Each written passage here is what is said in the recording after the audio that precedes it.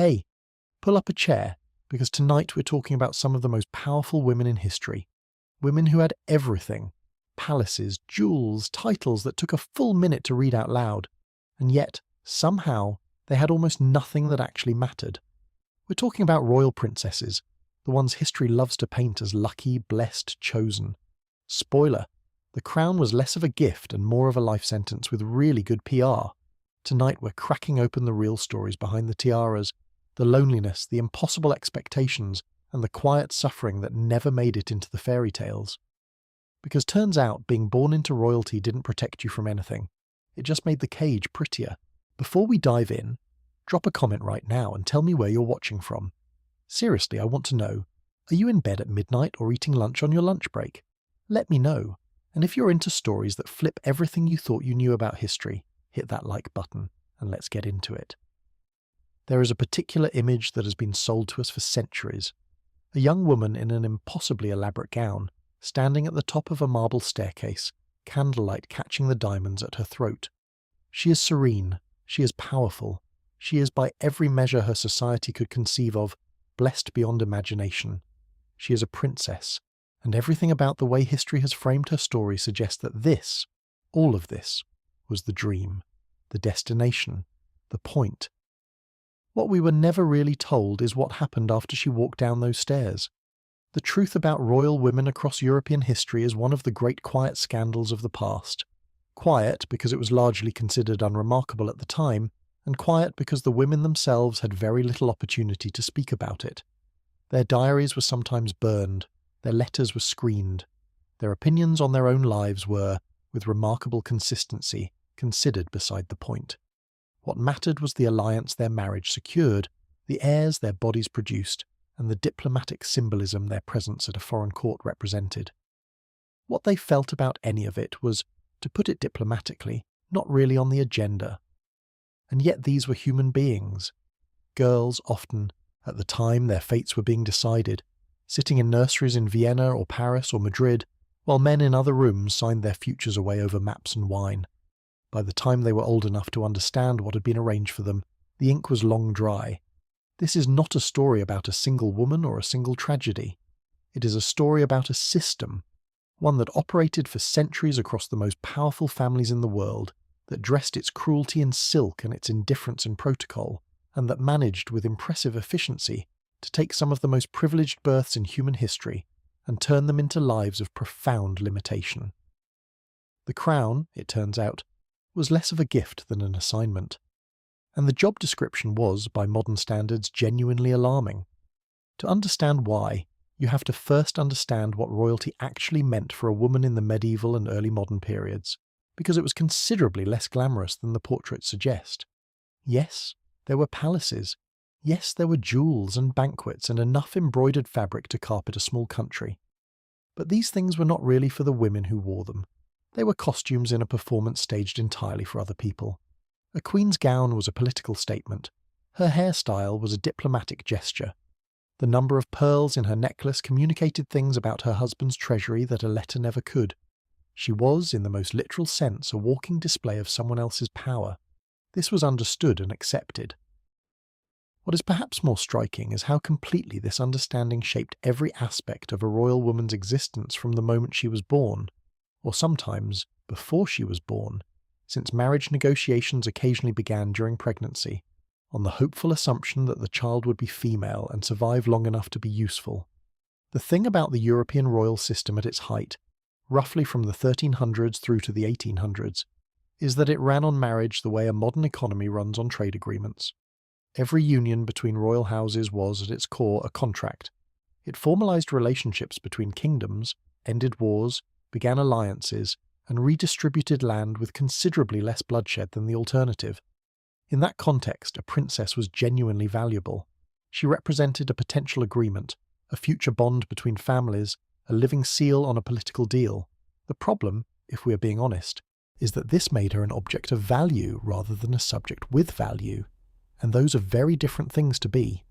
What is remarkable looking back is how thoroughly this logic was internalized by almost everyone involved, including in many cases the women themselves. They had been raised within it, their mothers had lived it, their grandmothers before them. The idea that a daughter of a royal house might simply choose her own husband based on something as frivolous as mutual affection would have struck most of the relevant parties as not just impractical but faintly absurd. Marriage was too important for that. There were kingdoms at stake. You did not leave kingdoms to the whims of personal preference. This is worth sitting with for a moment, because it is genuinely difficult to fully grasp from a modern vantage point. We live in a world where the idea of a teenager being sent to a foreign country to marry a stranger she has never met would be considered, at minimum, deeply concerning. In the courts of early modern Europe, it was Tuesday. It was more specifically Good Tuesday, a Tuesday on which the family had successfully concluded a difficult negotiation and secured something strategically important. The daughter's feelings about the matter were acknowledged sometimes as a kind of courtesy, the way you might acknowledge that it is raining while still going outside because you have somewhere to be. The mechanics of how this worked are worth exploring, because they reveal something important about how thoroughly the system was designed with everyone's interests in mind, except the woman at the centre of it.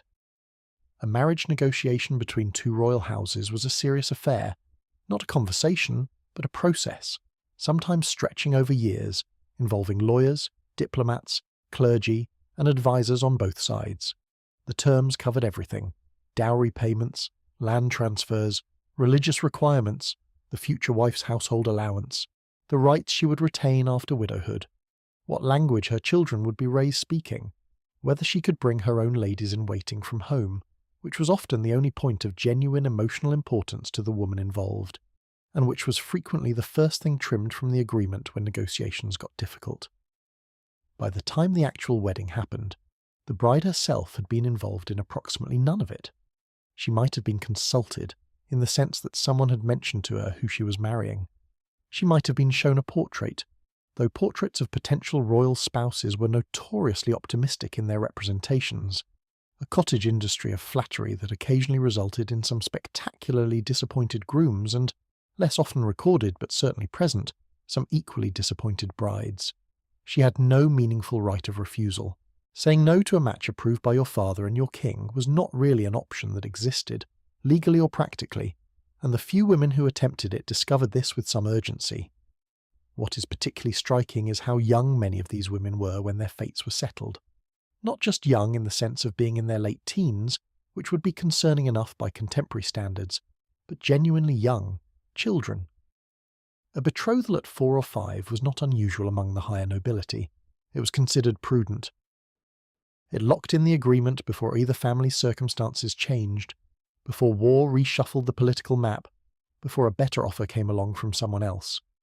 The girl in question was not really a participant in this arrangement so much as its subject, the asset around which the deal was structured.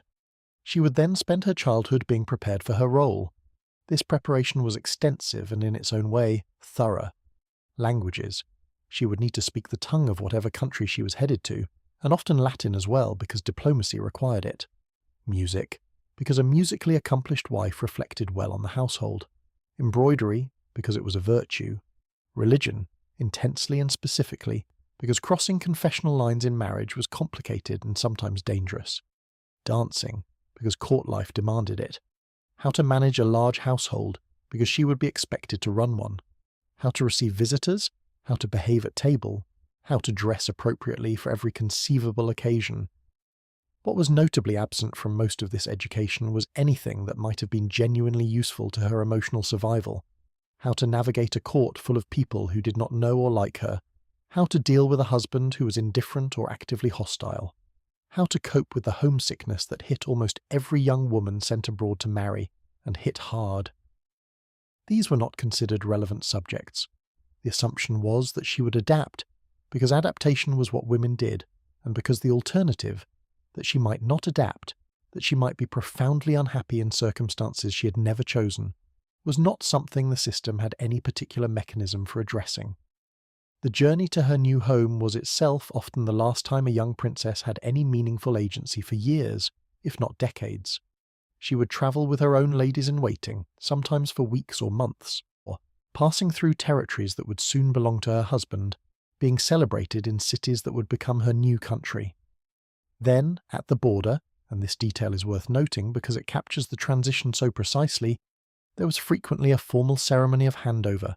The bride would be escorted to a neutral location, usually a specially built temporary structure right at the boundary between the two kingdoms, where her own attendants would leave her, and she would cross over into her new life attended only by the ladies provided by her husband's court.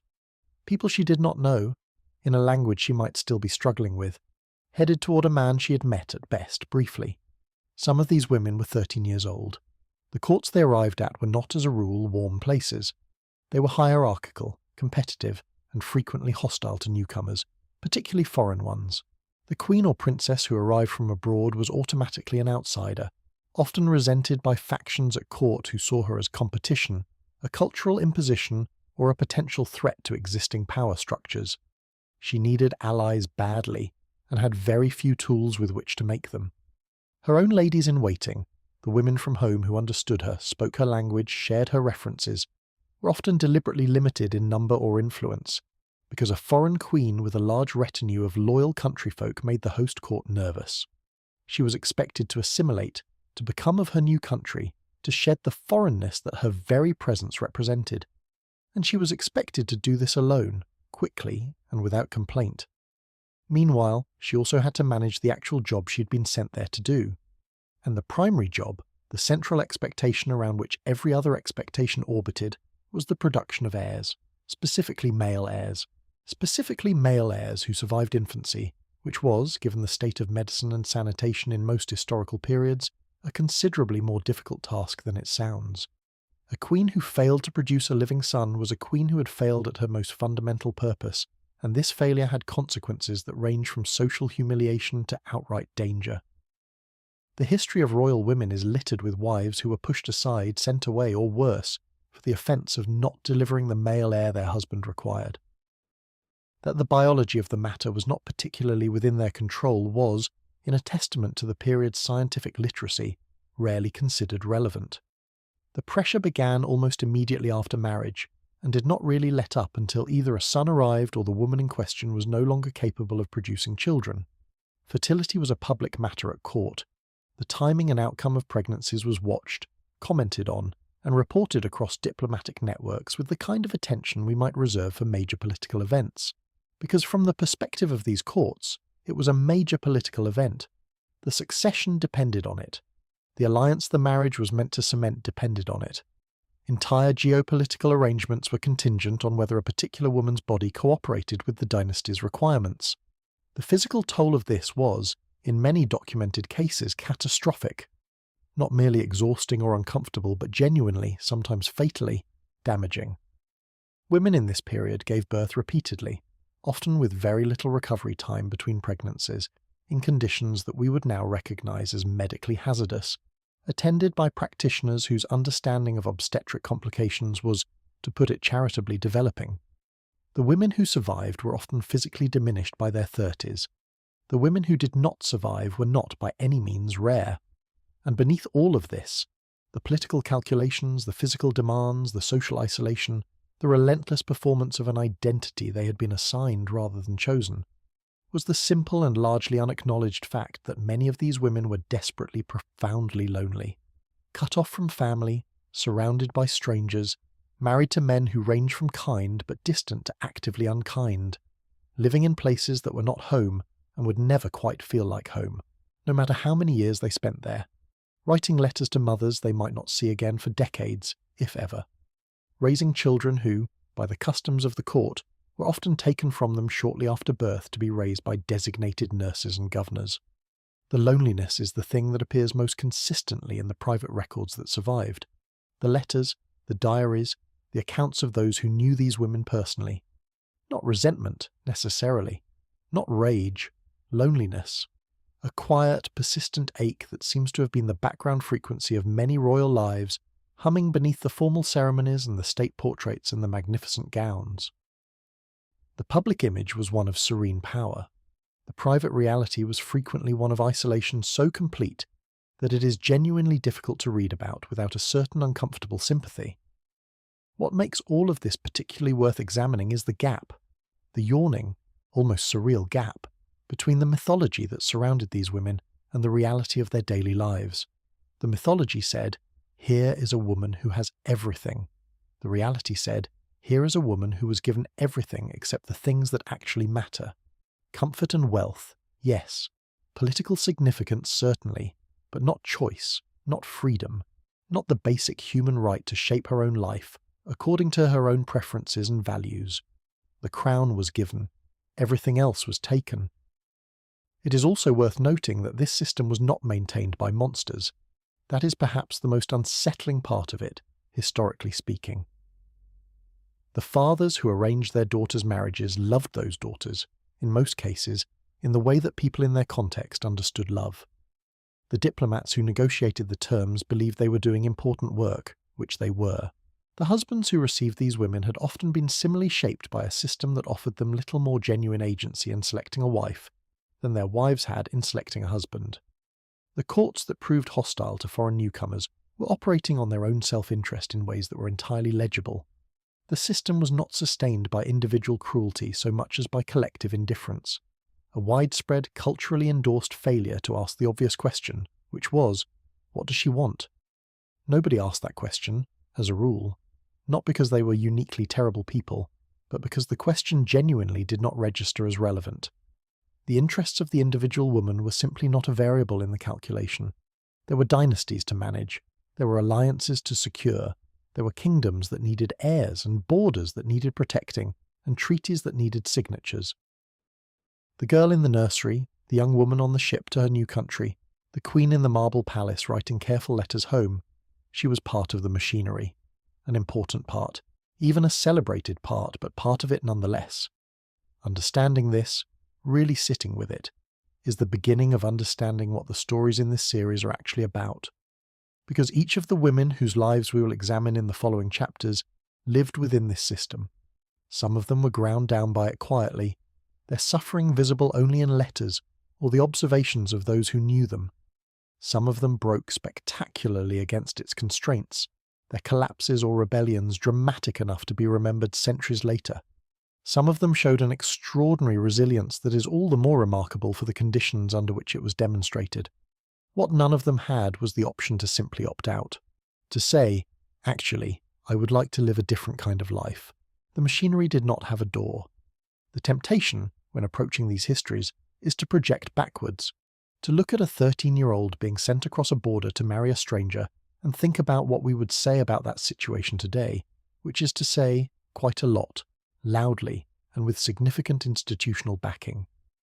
But the honest approach requires holding two things at once: the recognition that these situations were, by any humane measure, deeply problematic, and the understanding that the people involved were products of their context in ways that make simple, moral judgments somewhat limited as historical tools. The system was what it was. The question that actually repays attention is, what was it like to live inside it? And the answer, documented in enough surviving accounts to constitute a pattern, is harder than the portraits suggest, considerably harder. The gold leaf on the frames was real. The suffering behind them was real too, just less frequently mentioned.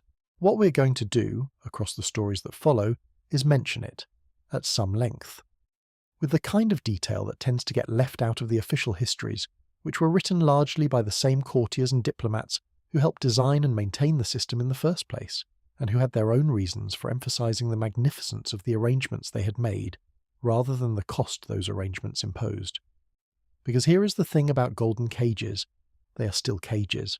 You can line them with velvet and hang them with crystal, and fill them with every luxury the age can produce, and they remain fundamentally enclosures. The bird inside them does not experience the gold. She experiences the bars. The women we are about to meet experience the bars. They also experienced in many cases a kind of inner life, a resilience, a wit, an emotional acuity, that the system around them neither valued nor acknowledged, but that is visible, for those who look carefully in the fragments they left behind. They were not simply victims of their circumstances, they were human beings navigating extraordinarily difficult circumstances with the tools and resources available to them, which were, as we have established, somewhat limited. That navigation is worth understanding, not because it changes the nature of the system that constrained them, but because it insists on their humanity in a context that was always trying to reduce them to their function. They were not just daughters and wives and mothers and queens, they were people. People who had, in many cases, rich and complex inner lives that their official roles left almost no room to express. So let's express them. Let's look at what happened when the ceremony was over and the doors closed and the court went back to its business, and a young woman was left to figure out what her life was actually going to consist of.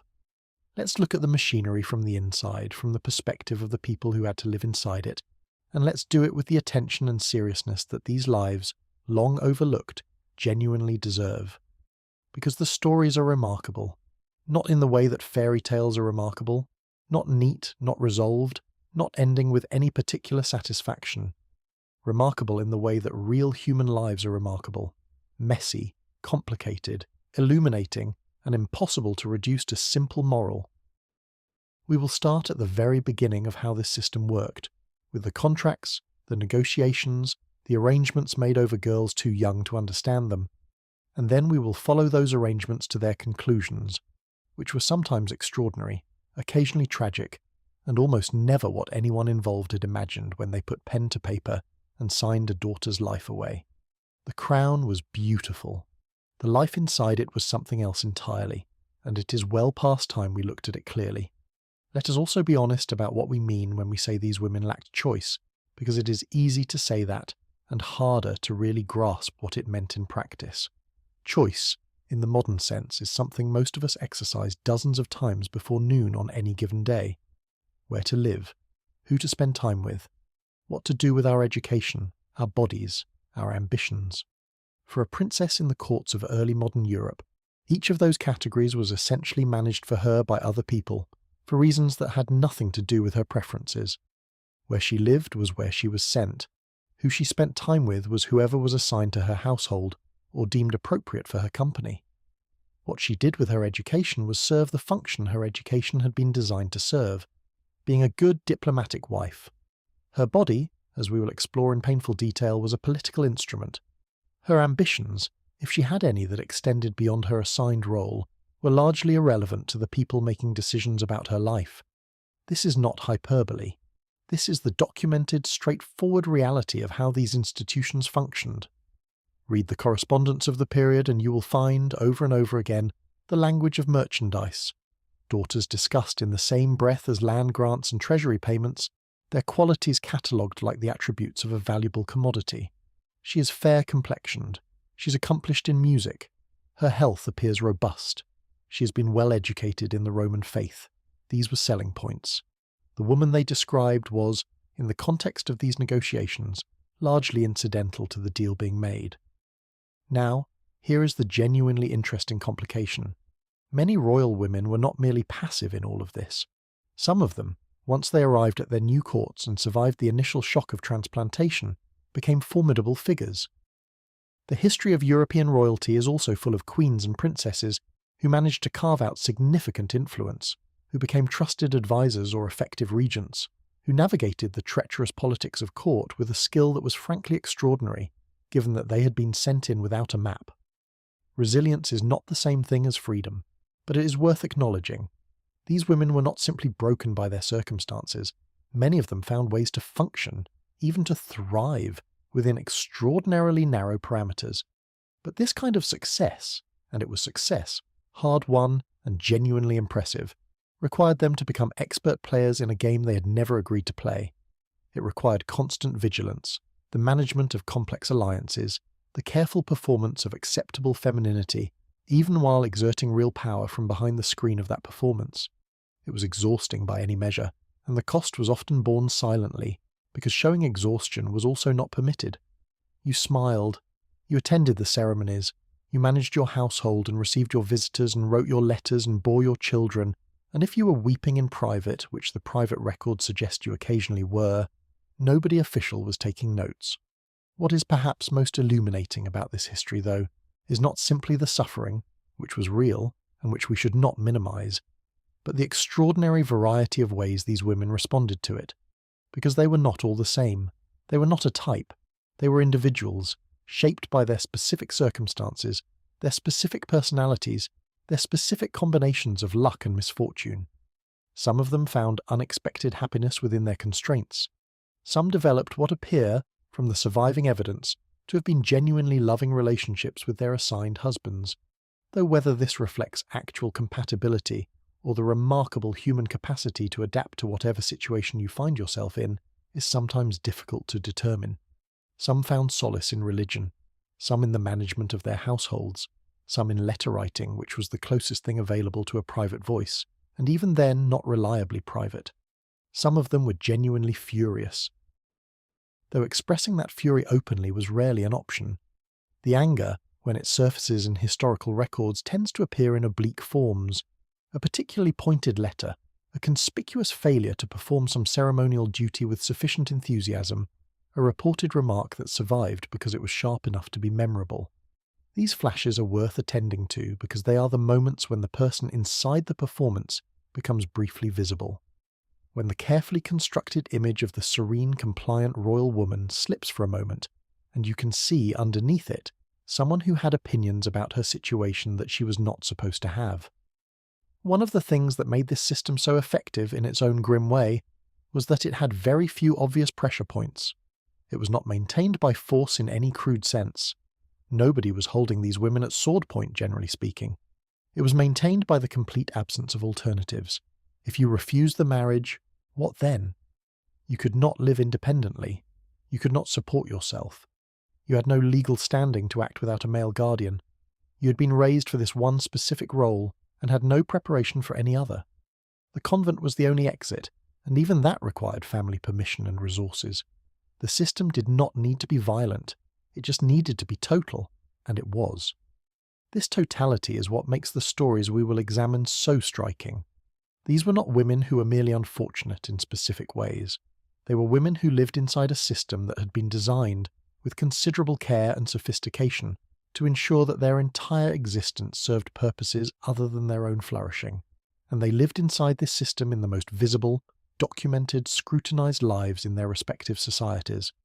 Every move they made was watched and reported. Every pregnancy was public. Every grief was managed for political optics. They had, in many cases, very little that was genuinely their own, not their time, not their bodies, not their children, not even their names, which often changed when they crossed the border into their new countries, as if the person they had been before was simply being archived and a new, properly formatted version installed. The name changes are a small thing, historically speaking, but they have always struck me as particularly expressive of the system's logic. Maria becomes Marie, Catalina becomes Catherine, Isabella becomes Elizabeth or Isabel depending on which court receives her. The woman remains, the identity is reformatted to suit the destination, efficient in its way, also quietly dehumanizing in its way. The person you were before is not quite the person you need to be now. Adjust accordingly. And they adjusted. Generation after generation they adjusted.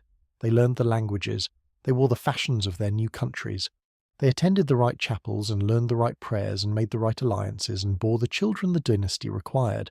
They performed, in the fullest theatrical sense, the role that had been assigned to them, and in many cases they performed it with such skill and such apparent commitment that the performance became the historical record. What survived was the costume, the ceremony, the official portrait. The person wearing the costume, if she left any record at all, left it in fragments. Those fragments are what we are working with, and they are worth working with because they are genuinely revelatory. Not in the sense of dramatic revelations, though some of the stories we will examine have more drama than any screenwriter would dare invent, but in the more fundamental sense of revealing human beings where the official history tends to show us symbols. These women were symbols, certainly. They were required to be, but they were also people, and the gap between those two things is where all the actual history lives. There is also a broader point here, one that extends beyond the specific circumstances of royal women and into the general history of women in power. Because one of the recurring patterns in that history is exactly this, the gap between official status and actual agency. A woman could be, formally, the most important female figure in her kingdom, crowned, titled, celebrated, and still have very little genuine control over the conditions of her own existence. Power and autonomy are not the same thing. This is a distinction that tends to be invisible when you are looking at portraits and not at letters, when you are reading the official ceremonial accounts and not the private correspondence. The portraits showed power. The letters, sometimes, showed the person beneath the power and what she was actually dealing with and how she felt about it, and how she managed, or did not manage, to survive it.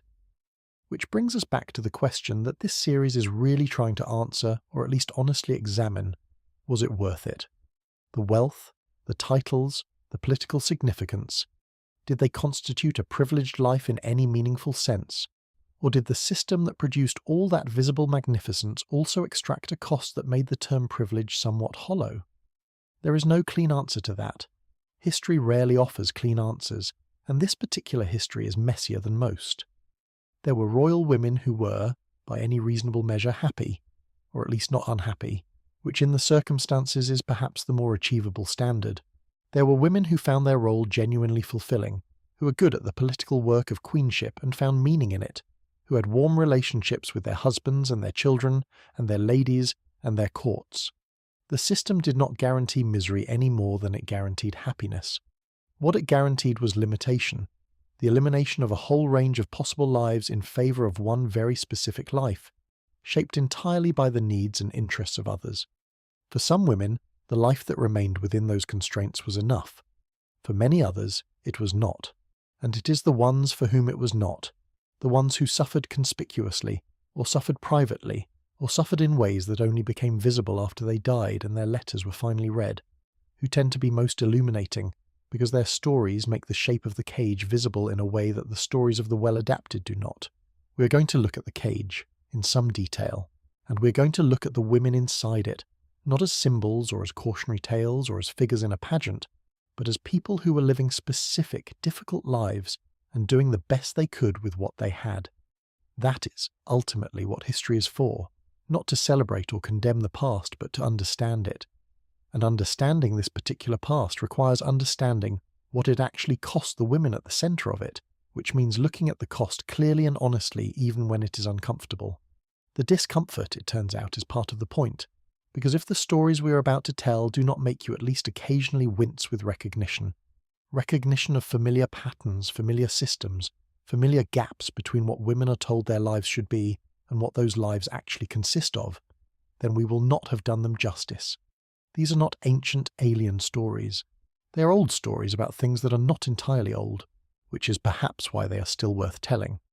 Let us begin, then, at the very beginning of how this machinery operated, with the negotiations, the contracts, the treaties signed over the heads of children who were too young to read them, with the system that built the golden cage and convinced several centuries of observers that the women inside it were the lucky ones, and with the question that, once you start asking it, turns out to be surprisingly hard to stop asking. What were they actually like, these women? Not in the portraits, not in the ceremony, in the letters, the private rooms, the unguarded moments. What were they actually like, and what did their lives actually cost them? The answers are coming. They are not always comfortable. They are, without exception, more interesting than the official version.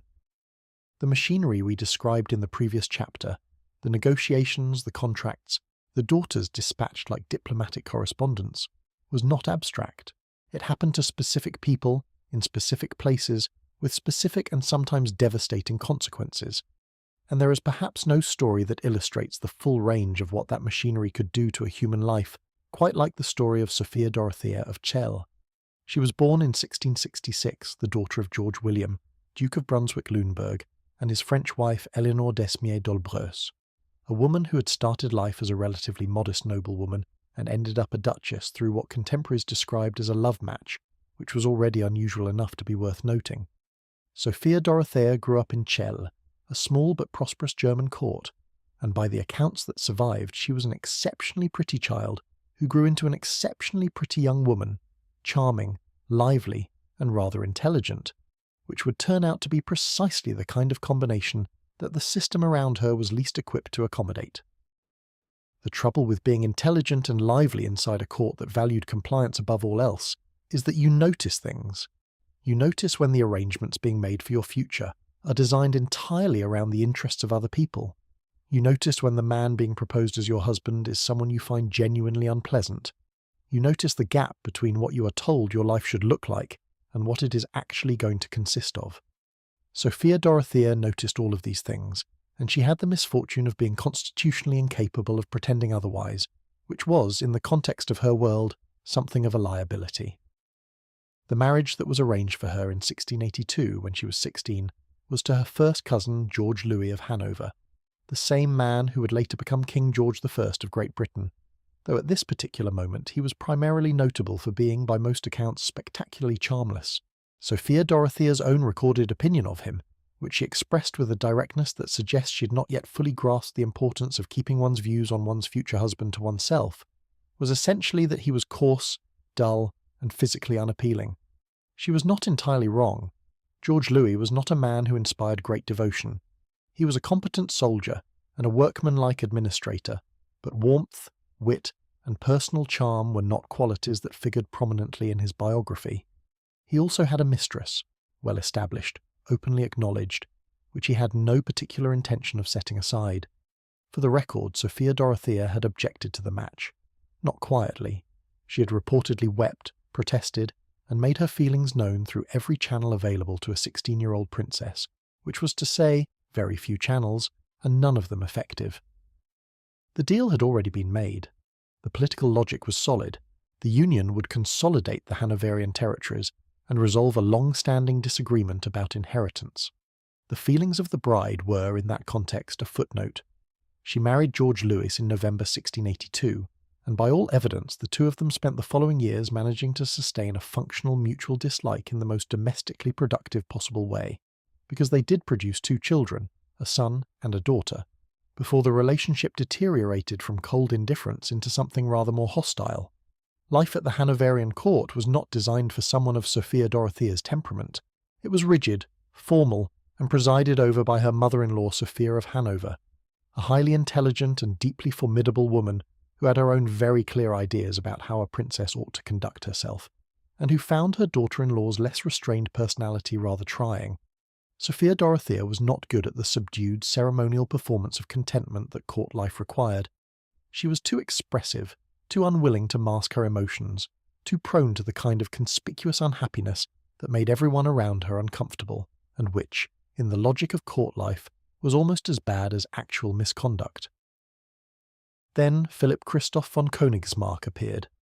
Königsmarck was a Swedish count, handsome in a way that period portraits confirm was genuinely remarkable, and possessed of the kind of easy social grace that made him welcome in courts across Europe. He had known Sophia Dorothea in childhood.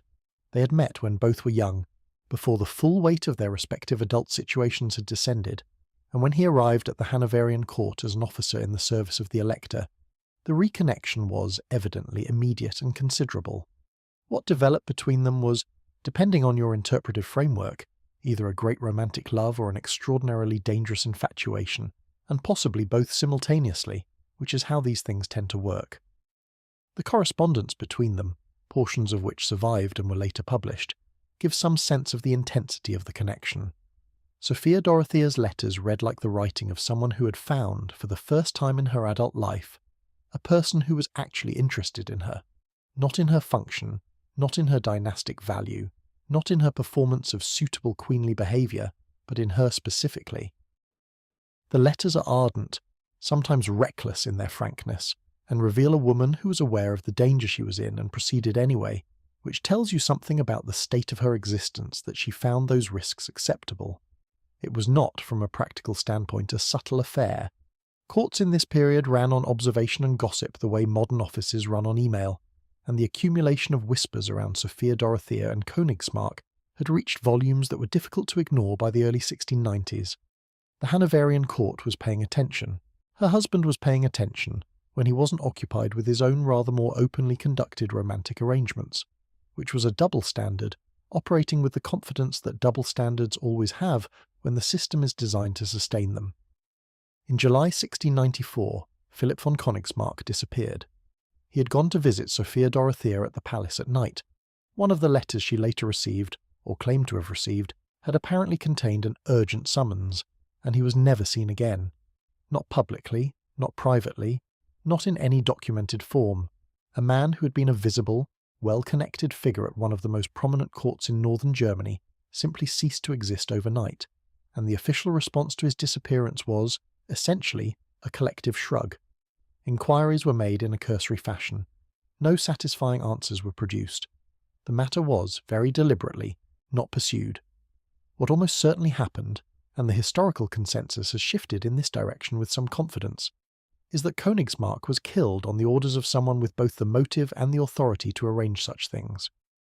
The most frequently cited candidate is a powerful court figure who may have had her own reasons to want the affair ended decisively, though the exact chain of command has never been definitively established.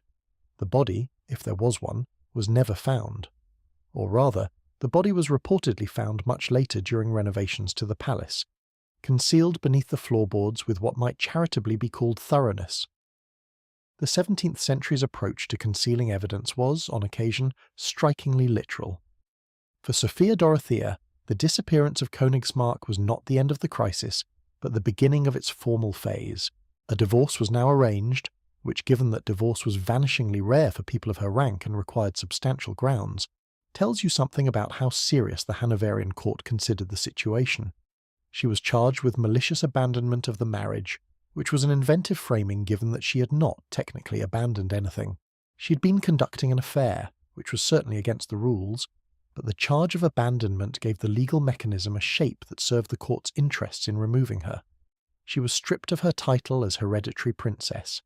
She was denied any custody of or access to her children, and she was removed from Hanover and confined to the castle of Alden, in her home duchy of Celle. This is where the story becomes truly remarkable in its dimensions, because Alden was not a dungeon. Let us be precise about that. It was a castle, reasonably comfortable, staffed, with a degree of outdoor access and household amenities. By the standards of what was done to people who fell afoul of powerful courts in the 17th century, it was not the worst possible outcome. What it was, however, was a prison, a comfortable, well-appointed prison. But a prison in every meaningful sense. Sophia Dorothea could not leave. She could not receive visitors from the circle of people who actually mattered to her. She could not communicate freely, and she could not see her children. She lived there for 32 years. Let that land for a moment. 32 years. She arrived at Eldon in her late 20s, at an age when most lives are still in their opening chapters, and she remained there until she died in 1726 at the age of 60. The world outside changed enormously during those decades. Her son became King George II of Great Britain. Her daughter became Queen of Prussia. Her ex-husband took the British throne as George I following the Act of Settlement. Great events happened, courts rose and declined, wars were fought, the map of Europe shifted. Sophia Dorothea watched none of it. She sat in Eldon and wrote letters that were monitored and received visitors who were vetted and waited for a reprieve that never came. Her children did not visit. That detail is, in some ways, the sharpest one. Her son and daughter grew up, married, had children of their own, exercised power in some of the most important courts in Europe, and they did not come to Eldon. Whether this was because they were forbidden to, or because they had been effectively estranged from a mother they had lost in childhood, or because a visit would have been politically awkward, or some complicated combination of all three, is difficult to determine with certainty. What is certain is that Sophia Dorothea died having not seen either of her children since 1694, when she was 28 years old. The cruelty in this is not the dramatic kind, not dungeons and chains, but the slow, grinding kind that operates through accumulated absence. 32 years of birthdays she did not attend, grandchildren she never met, events she only heard about second-hand, if at all, a life taking place at a distance, filtered through whatever information was permitted to reach her, while she sat in the castle that had become, through sheer duration, the entire perimeter of her existence. George I, for what it is worth, never remarried.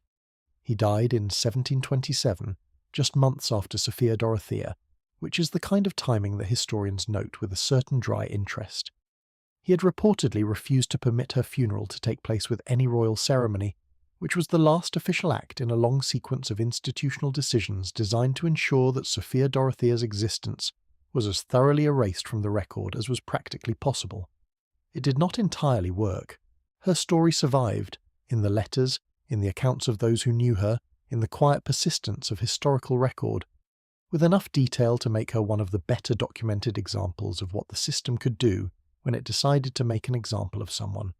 What she represented ultimately was the precise limit of what was tolerated from a woman in her position. Affairs were not uncommon at court. Male infidelity was essentially built into the system's architecture, acknowledged, accommodated, occasionally celebrated in the form of particularly glamorous royal mistresses who wielded more actual influence than most legitimate wives. Female infidelity was a different matter entirely, not because the moral calculation was particularly consistent, but because it threatened something the system genuinely could not accommodate, which was uncertainty about paternity, and by extension uncertainty about the line of succession. A princess who took a lover introduced a variable the dynastic machinery could not incorporate. The response, when such things came to light, was accordingly severe and, as in Sophia Dorothea's case, more or less permanent. She asked repeatedly to be released. She petitioned, through whatever channels were available to her, for at minimum the right to see her children. These petitions were refused. The system that had arranged her marriage, presided over the disappearance of her lover, managed her divorce, and installed her in Alden was not in the habit of reversing itself based on the feelings of the woman at the centre of the arrangement. It had its own logic, and its logic said she stayed, and she stayed. Now from one form of physical imprisonment, let us turn to another, one that was less obvious, less visible, but in many ways more total, because it was written into the very biology of the women involved and dressed up in the language of natural duty. If Sophia Dorothea's story is about what happened to a royal woman who stepped outside the boundaries of her role, the story of what childbearing did to royal women is about what happened to those who stayed entirely within theirs. The expectation of pregnancy was, as established earlier, the central operational requirement of a royal marriage. Everything else was at some level secondary.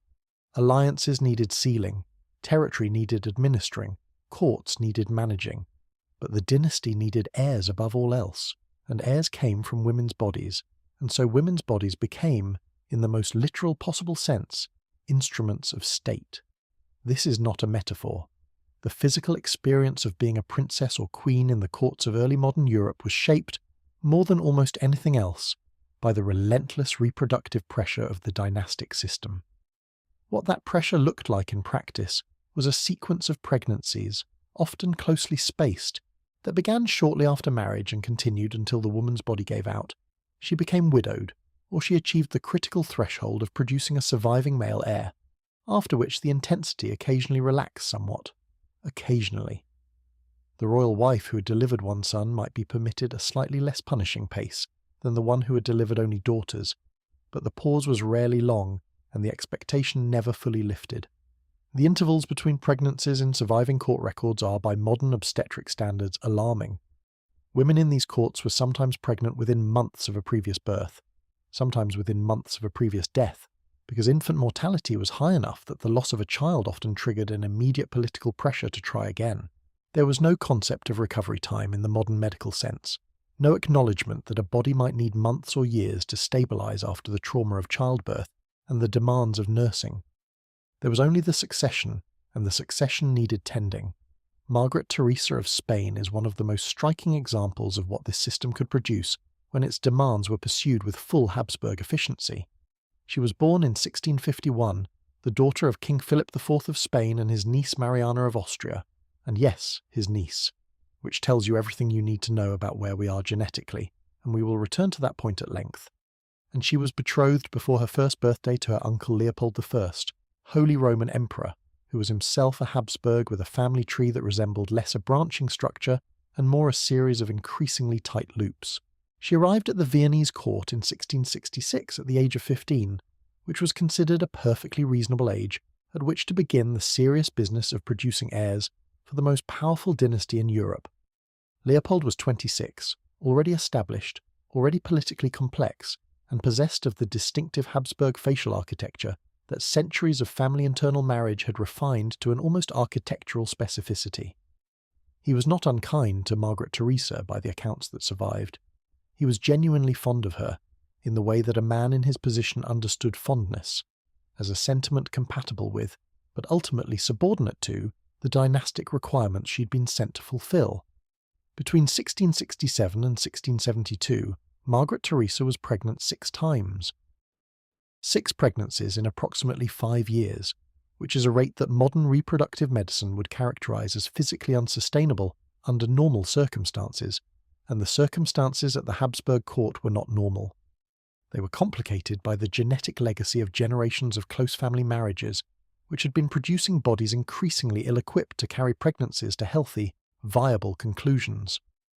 Of the 6 pregnancies, several ended in miscarriage or the death of the infant within the first weeks of life. A daughter, Maria Antonia, survived, and the fact that this child's survival was considered something of a triumph is itself a commentary on the odds involved. Margaret Theresa died in 1673 at the age of 21, during or immediately following what was either a 6th full-term pregnancy or a late-stage loss. The precise medical details are, as is often the case with historical deaths, uncertain, but the general trajectory is not. A young woman, already physically compromised by genetic circumstances beyond her control and by the relentless pace of pregnancies her role demanded, was simply used up. 21 years old, 6 pregnancies, dead. What is particularly striking about her case is that her death was not considered shocking at the time. It was sad, certainly. Leopold mourned her, apparently with genuine feeling. He had been fond of her, as noted. But the death of a young royal woman from complications related to repeated pregnancy was not an event that provoked any serious reconsideration of the pace at which pregnancies were expected. The system's needs were the system's needs. Leopold remarried within a year, and the new wife was also a Habsburg, because habits are hard to break even when they are demonstrably killing people.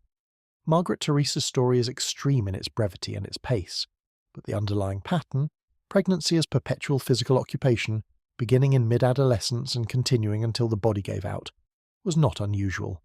It was the norm. Courts across Europe operated on the same basic principle. The woman's body was a resource, and resources were deployed in service of the institution's requirements.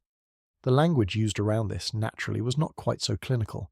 The vocabulary was duty, blessing, God's grace, the continuation of the line. The function it described was the same. The physical consequences accumulated in ways that are visible even through the fragmentary medical records of the period. Women who survived multiple pregnancies in these conditions often showed significant physical deterioration by their mid-30s, a fact noted when it was noted at all, with a kind of resigned acceptance that is itself revealing. She has aged considerably, observers would write, and then move on to other topics, because the aging of a royal wife past her most productive reproductive years was, from the court's perspective, a natural transition point, not a problem requiring examination. What the surviving letters and accounts do capture, sometimes, is the subjective experience of women living through this. The fear of another pregnancy when the last one had been difficult, the grief of losing an infant, which was expected to be managed quickly and privately because conspicuous mourning was unseemly, and besides, there was likely another pregnancy coming. The physical exhaustion that appears in letters as a kind of background frequency, a tiredness that is never quite the subject of the letter, but is present in the margins of it, in the shortened phrases, the references to headaches and weakness, the mentions of being unwell that were treated as minor complaints, and which, in retrospect, often turn out to have been early signs of something more serious. There was also a dimension to this that has to do with what pregnancy meant psychologically within this system, and it is worth addressing directly. A royal woman's value, her security, her standing, her relationship with her husband and his court, even her physical safety in some cases, was substantially tied to her ability to produce surviving male children. A wife who consistently miscarried, or who produced daughters but not sons, or whose children died in infancy, was not simply grieving in the way that any parent grieves. She was also failing, in the vocabulary of her world, at the primary task for which she had been installed. This created a psychological dimension to reproductive loss that layered political anxiety directly on top of personal grief in ways that must have been genuinely harrowing. The pressure was institutional, but it was experienced personally, viscerally, in the body and the mind simultaneously. A miscarriage was not just a medical event, it was a political failure, a dynastic crisis in miniature, an occasion for the kind of carefully managed court commentary that made clear, however delicately, that the situation was being monitored and that improvement was expected. The woman whose body had just gone through a loss was simultaneously the person primarily responsible for ensuring that loss did not recur, and was expected to return to the work of trying, typically rather quickly, once her physical state permitted it. In the Habsburg case specifically, there was an additional layer to this. the genetic dimension that was making the reproductive task progressively more difficult with each generation of close family marriage. The family had been marrying within itself for so long, following a logic that valued dynasty over biology and blood purity over survival, that by the mid-17th century the results were becoming difficult to ignore. Children born with serious health problems, pregnancies that ended prematurely, a general physical fragility that appeared in the portraits if you knew what you were looking at. The doctors of the period did not have the conceptual framework to diagnose what was happening, though some of them noted the pattern with increasing unease. The Habsburgs themselves continued the practice. This is perhaps the most extreme example of what happens when a system prioritizes its own internal logic above the evidence of its consequences, when the maintenance of the structure becomes more important than the welfare of the people inside it, or indeed the basic practical functioning of the structure itself. The Habsburg approach to genetics was, from the perspective of dynastically maintaining the Habsburgs, self-evidently counterproductive. It was producing fewer viable heirs, not more. It was weakening the very lineage it was designed to preserve. And yet it continued, because the logic that sustained it, the idea that blood must remain pure, that marriages outside a narrow circle represented a kind of contamination, was too deeply embedded in the dynasty's self-conception to be questioned by something as inconvenient as the evidence. Margaret Theresa, born into this system and dead at 21 from it, had no more chosen her genetic circumstances than she had chosen her marriage. She had not selected a great-uncle as her father, or approved the chain of intermarriages that had shaped her body's particular vulnerabilities. She had simply been born where she was born, into a family that had been refining its own biological material in ways that were not serving its members well, and she had been required to perform the reproductive function her role demanded in a body that was not well positioned to perform it. The system asked what it always asked. She gave what her body had left to give, and when there was nothing left, that was that.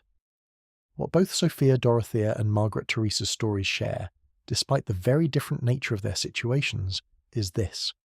The system around them was not designed around their interests, their health, or their flourishing. It was designed around the interests of the dynasty, the court, the alliance, the succession. They were the mechanism through which those interests were served, and the mechanism's welfare was a secondary consideration at best.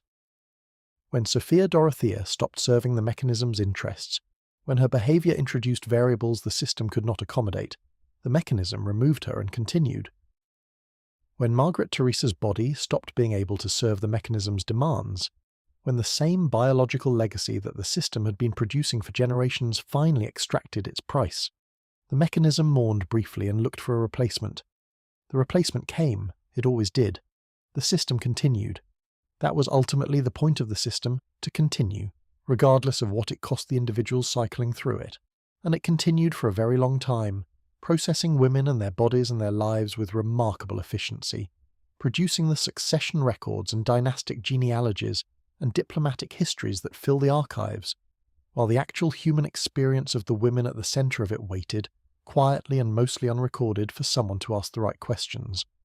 We are asking them now, several centuries late, which is perhaps not the most satisfying timing, but it is the timing we have, and the picture that emerges from the asking is considerably more complex than the portrait suggested, more painful in some ways, more resilient in others, and more humanly recognisable than the official histories, with their focus on crowns and alliances and lines of succession, were ever quite designed to convey.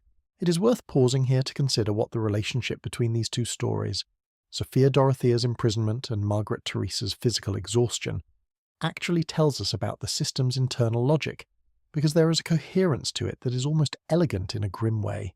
Sophia Dorothea was punished for stepping outside her role. Margaret Theresa was destroyed by staying entirely within hers. Both outcomes served the institution. The woman who defied the system was removed and contained, which preserved the system's authority. The woman who complied with the system was used until she could not continue, which preserved the system's output.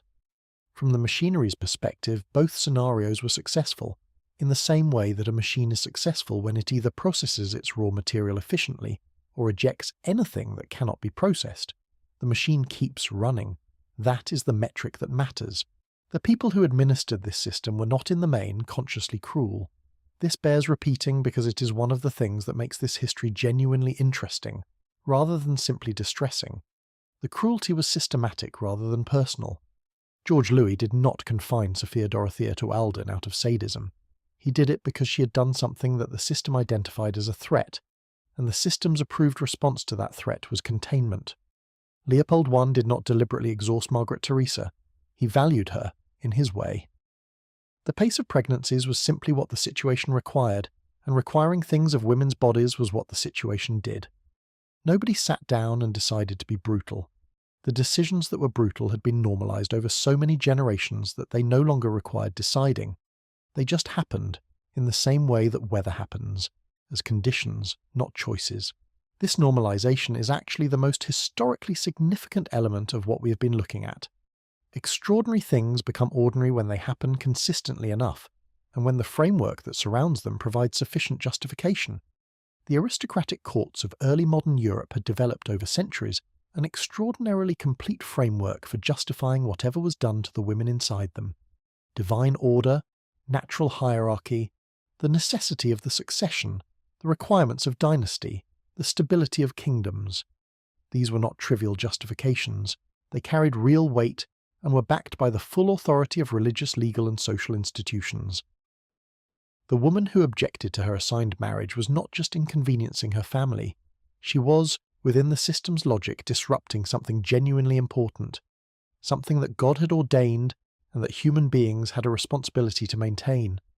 This made her objections not just impractical, but, in the most fundamental sense, wrong. And when the framework says your feelings are wrong, your feelings tend to get managed into silence, one way or another. Sophia Dorothea's feelings were managed by 32 years of enforced residence at Alden.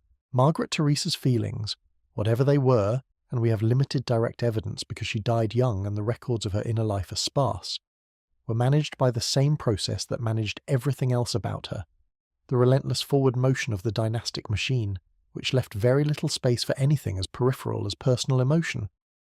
What both women leave behind, then, is less a story than a question, or more precisely, the same question we asked at the very opening of this series, now viewed through specific, concrete human lives.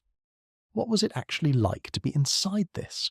Not in the abstract, not in general, in Celle and Hanover and Vienna, in the specific rooms and corridors and letters and silences of these specific lives. The honest answer is that we know more than the official histories suggest and less than we would like. We have the letters that survived the censorship. We have the accounts of observers who sometimes found ways to note what they saw. We have the vital statistics, the dates of births and deaths and miscarriages and imprisonments, that taken together tell a story even when the subjective experience behind them is unavailable. And what that story tells us consistently is that the women who moved through these courts were carrying significantly more weight than the portrait showed. The portrait showed the gown and the jewels and the composed expression. The letters showed the headache, the grief, the homesickness, the fear, the anger that had to go somewhere and usually went onto paper in the small hours when the court was asleep and the performance was briefly suspended. There is a particular letter that Sophia Dorothea is reported to have written in the early years of her confinement at Alden, in which she describes watching through her window as life went on in the small world of the castle grounds, servants going about their work, the ordinary business of a household continuing around her while she remained static, suspended, waiting for a release that the rational part of her must have known was not coming. The letter has the quality of someone trying to hold on to the texture of existence by describing it carefully, the way people do when the larger frame of their life has collapsed, and small sensory details become the available substitute for the kind of meaning that is no longer accessible. It is not a dramatic letter. It is quiet and precise, and very sad, and it tells you more about what Alden actually was, not as a legal arrangement or a political solution, but as a human experience, than any of the formal documents produced around the same time. Margaret Theresa left fewer documents of this kind, partly because she was young when she died, and partly because the pace of her life in Vienna left less room for reflective correspondence, and partly because whatever reflective correspondence she did produce may not have survived the intervening centuries with the same completeness. What we have are the portraits, the famous series by Velázquez showing her from early childhood to young adulthood, which constitute one of the more remarkable visual records of any historical figure from this period, and in them you can trace something. The child in the earliest paintings has the wide-eyed, unguarded quality that children have before they learn to perform. by the time she's 15 or 16, the performance is visible, the gown is magnificent, the posture is composed, the expression is what it is supposed to be. Whatever she thought of any of it is not available for inspection. Velázquez, for his part, was painting what he was hired to paint: the Infanta of Spain, the future empress, the diplomatic asset in human form.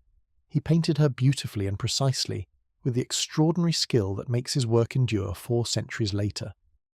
But even his skill could not entirely conceal the fact that what he was painting, ultimately, was a child being prepared for a purpose she had not chosen.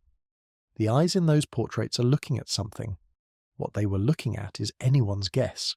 These gaps, the things we cannot know, the inner lives that did not survive the transition from private experience to historical record, are themselves part of the story.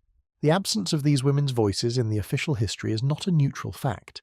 It is a consequence of the same system that shaped their lives. A system that considered their feelings beside the point also considered their perspectives unworthy of preservation. The survival of any personal record from these women is, in some sense, an accident. A letter that was not burned, a diary that was not lost, an account by someone close to them who happened to have both the insight to notice and the opportunity to write it down. These accidents are precious precisely because they were not supposed to happen. The system was not designed to produce them, which is why the fragments that did survive deserve the attention they are rarely given. They are evidence of something the official history consistently denied: that these women were thinking, feeling, complex human beings whose inner lives were as rich and real as anyone else's, and whose experience of the extraordinary circumstances of their existence was not simply the serene acceptance that the portraits depicted. They were afraid sometimes, they were angry sometimes, they were lonely in ways that had no clean resolution. They loved people they were not supposed to love, missed places they were not permitted to return to, grieved losses that the court expected them to absorb without visible disruption. They were, in the most fundamental sense, alive, messily, complicatedly, inconveniently alive, inside a system that would have preferred them to be symbols. They were not only symbols, and their refusal to be only symbols, whether expressed in Sophia Dorothea's letters from Alden, or visible in whatever unrecorded interior life Margaret Theresa carried through those 5 years of pregnancies, is, in its own quiet way, one of the more interesting acts of resistance the historical record contains. Not dramatic resistance, not refusal or rebellion in any form that the system was required to formally acknowledge. Just the persistence of a self, continuing to exist and to experience and to feel things in circumstances specifically designed to reduce a person to her function. That persistence is worth noting. It is worth more than noting, actually. It is worth the attention we are now finally beginning to give it. The imprisonment at Alden had walls and guards and a locked gate. What we are about to describe has none of those things, and in some ways is harder to see clearly because of it. The loneliness that settled over so many transplanted princesses was not a formal punishment. Nobody signed an order for it. There was no official decree that the young woman who had just arrived at her new court should feel profoundly, comprehensively alone. It simply happened as a byproduct of a system that moved women across borders like pieces on a map, and then expected them to function perfectly in territories they had never chosen, and among people who had not chosen them either. The walls of this particular prison were invisible. That made them no less effective. To understand what arriving at a foreign court actually meant for a young princess, you have to set aside the ceremonial version of events, the formal welcome, the banquets, the elaborate pageantry designed to celebrate the new arrival, and think about what came after the ceremony ended. Because the ceremony was genuinely impressive, at least for the major royal marriages, there were processions and speeches and fireworks and the kind of organised public enthusiasm that courts were very good at staging.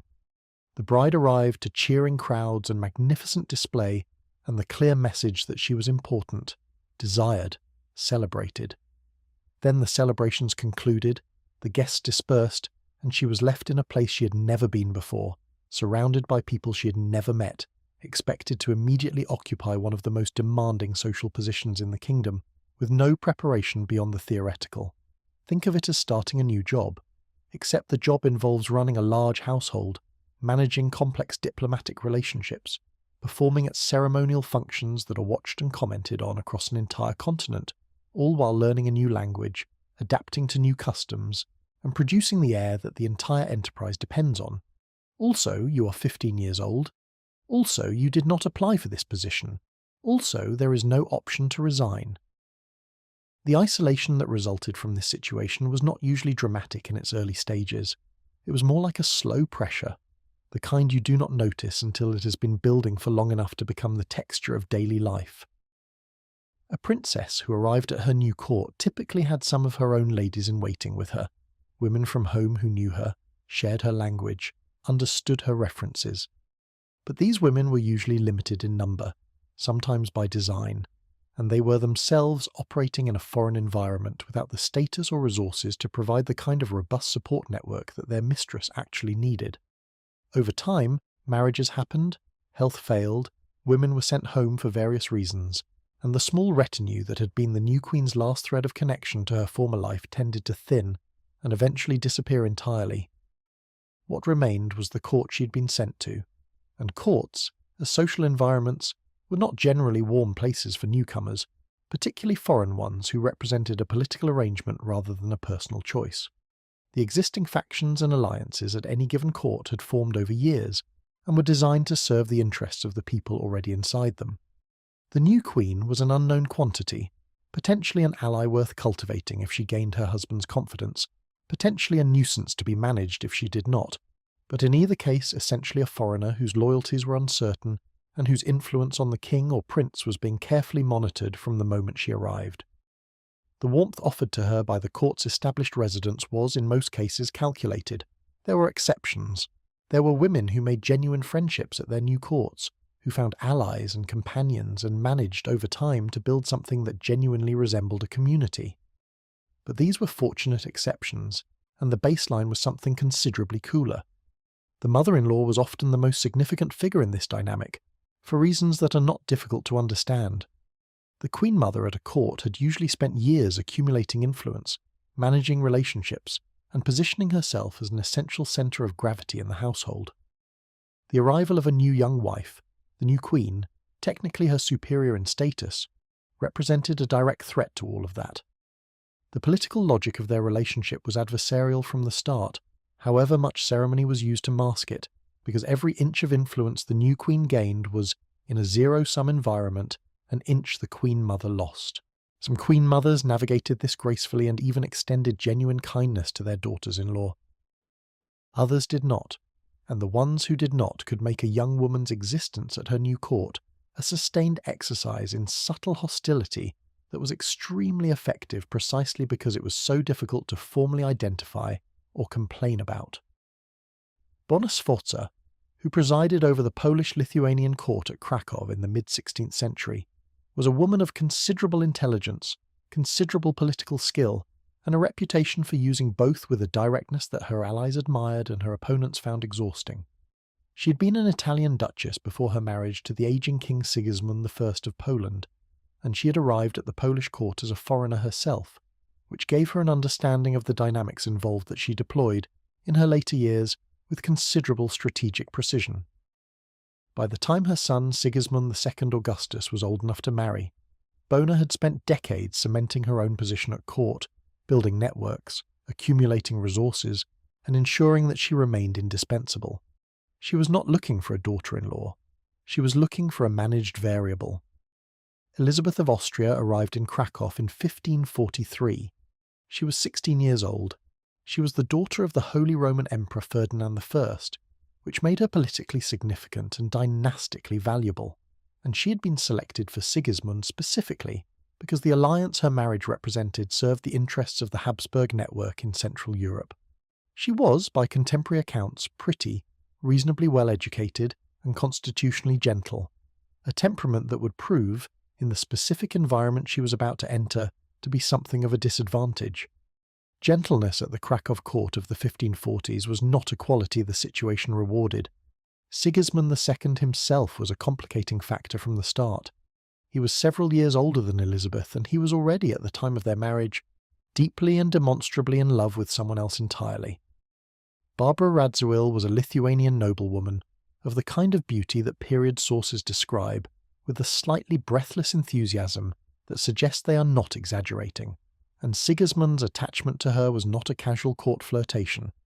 It was serious, sustained, and of the kind that tends not to respond well to political necessity. He married Elizabeth because the alliance required it, and because his father had insisted. He continued seeing Barbara Radziwill because he wanted to. This was the domestic arrangement Elizabeth arrived into at 16, and it is worth noting that nobody had warned her about it in any detail, or if they had, the detail had been insufficient. The result was a marital situation that was, to put it with appropriate understatement, not exactly what the wedding ceremony had implied. Sigismund was civil to Elizabeth in the way that a man who has been raised to understand the requirements of his position tends to be civil to inconvenient obligations, which is to say, adequately, but without any warmth that was not strictly required by the situation. He did not mistreat her, he simply was not there in any of the ways that matter. His emotional attention was elsewhere, visibly and without particular embarrassment, because a king's romantic preferences were not, in this period, something the people around him felt empowered to object to. Elizabeth was his wife. Barbara Radziwill was where he actually wanted to be. Bonus Sforza, observing all of this with the attentiveness of someone who has spent decades reading court politics like a second language, chose her side with the efficiency you might expect. She and Barbara Radziwill were, on the surface, not natural allies. Bona had opposed the relationship with Barbara on political grounds, since a Lithuanian noblewoman without royal blood was not the match she had envisioned for her son. But on the specific question of Elizabeth of Austria, their interest happened to align. Elizabeth was Austrian, which meant Habsburg, which in the shifting politics of Central Europe in the 1540s meant a great deal that was complicated, and none of it was particularly in Bona's interest. Elizabeth was a foreign implant in a court that Bona had spent years making her own. The easiest way to manage a foreign implant, as any gardener will confirm, is to make the environment as inhospitable as possible, and then wait. What this looked like in practice was less a campaign of obvious hostility, and more a sustained withdrawal of anything that would have made Elizabeth's situation bearable. The social support, the court relationships, the basic practical assistance in navigating an environment that was new and complex and full of protocols she was still learning. These things were available in the Krakow court, but they were not particularly available to Elizabeth. The women who might have befriended her had their own interests to manage in a court where Bona's displeasure was a known quantity, and Elizabeth's staying power was uncertain. The courtiers who might have helped her understand the complex politics she was operating in were not eager to attach themselves to someone whose position seemed precarious. She was young, foreign, clearly unhappy, and visibly low on her husband's list of priorities. These are not, in court politics, the qualities that attract allies. She was also, not incidentally, unwell. The records of Elizabeth's health during her time in Poland are consistently concerning, not in the dramatic way of someone who collapses spectacularly, but in the quieter way of someone who is slowly declining under conditions that are not sustainable. She was tired. She had persistent headaches. She lost weight. She had difficulty sleeping. These symptoms, in the context of what we know about the emotional and physical environment she was inhabiting, are not particularly mysterious. A 16-year-old who has been removed from everything familiar, installed in a hostile court, married to a man who is visibly in love with someone else, separated from her family by a substantial distance, and operating under constant low-grade social pressure would, in any era, be at significant risk of exactly the kind of slow physical deterioration that Elizabeth experienced. The 16th century did not have a vocabulary for what we might now call the physical consequences of chronic stress and grief, but the symptoms it produces were the same then as they are now. Letters she sent home during this period have a quality that is difficult to read without a certain heaviness. They are carefully composed. She had been raised to write appropriate letters, and the training is visible. But in the spaces between the appropriate formulations there is something else.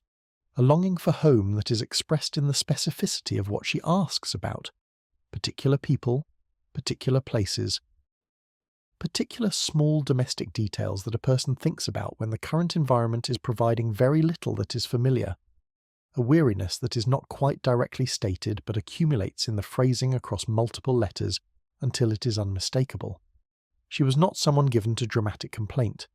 She had been raised in a tradition that considered complaint unseemly, particularly in writing, particularly in letters that were almost certainly going to be read by more people than their intended recipient. What she felt she expressed in the gaps, and the gaps are considerable. The family she was writing to was, in the nature of things, not in a position to do very much about any of this. The marriage had been made. The political logic behind it was still operative. Sending a daughter home because her mother-in-law was unkind and her husband was indifferent was not a real option in 1540s diplomacy, however much a concerned parent might have wished otherwise. The letters were answered. Reassurances were sent. The situation continued. Elizabeth died in Vilnius in 1545 at the age of 18.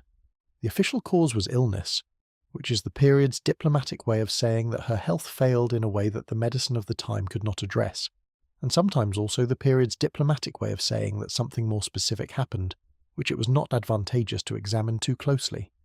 The exact nature of what killed her at 18 has been debated by historians, with some suggesting a specific infectious illness, others noting the cumulative physical damage of 2 years in conditions that were hostile to her health in every dimension.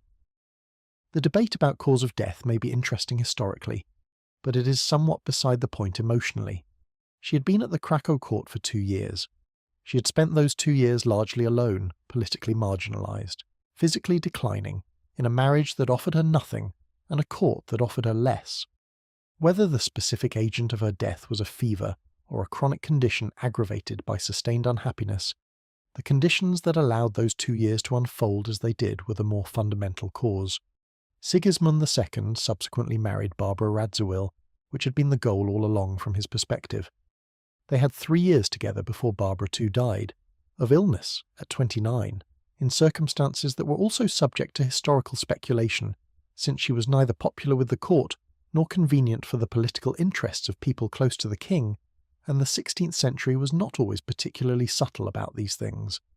Sigismund spent decades after her death insisting that Barbara had been the love of his life, which is probably true, and did not appear to spend equivalent time reflecting on what the 2 years of his first marriage had been like from Elizabeth's perspective, which is perhaps unsurprising but is worth noting. The thing about Elizabeth's story is that it is not, in the historical record, particularly dramatic. It does not have the sharp contours of Sophia Dorothea's confinement, or the stark statistics of Margaret Theresa's successive pregnancies. It is a quiet story. A young woman arriving somewhere, failing to thrive and dying, all within a span of 2 years that the official history processes in a paragraph or two, before moving on to the more interesting political developments. Sigismund's marriage to Barbara Radziwill received significantly more historical attention than Elizabeth's death, partly because it was more politically consequential, and partly because it is a better narrative, with passion and scandal and resistance and eventually a kind of bittersweet conclusion. Elizabeth's story, by contrast, is the kind of story that history tends not to know what to do with, a life that ended before it properly began, for reasons that are less dramatic than systemic, for causes that are less visible than structural. But this is precisely why it deserves the attention it rarely receives, because Elizabeth's story, more clearly than almost any other, shows what the loneliness of the transplanted princess actually was and what it actually did. It was not just sad. It was not just uncomfortable. It was, in a very direct sense, corrosive, not through any specific violent act, but through the accumulation of conditions that were incompatible with a young person's survival: emotional isolation, social hostility, physical stress, the absence of support, the presence of sustained low-grade unkindness from people who had every reason to ensure that she did not succeed. These things, in combination and over time, break people down. The 16th century did not understand this in any systematic way. We do. The pattern that Elizabeth's story represents was not unusual. What varied across different cases was the specific configuration of hostile elements and the specific resilience of the individual involved. But the basic dynamic, young woman arrives, finds herself without allies, declines, appeared across courts throughout the period with enough regularity to constitute a recognized, if rarely explicitly acknowledged, hazard of the position.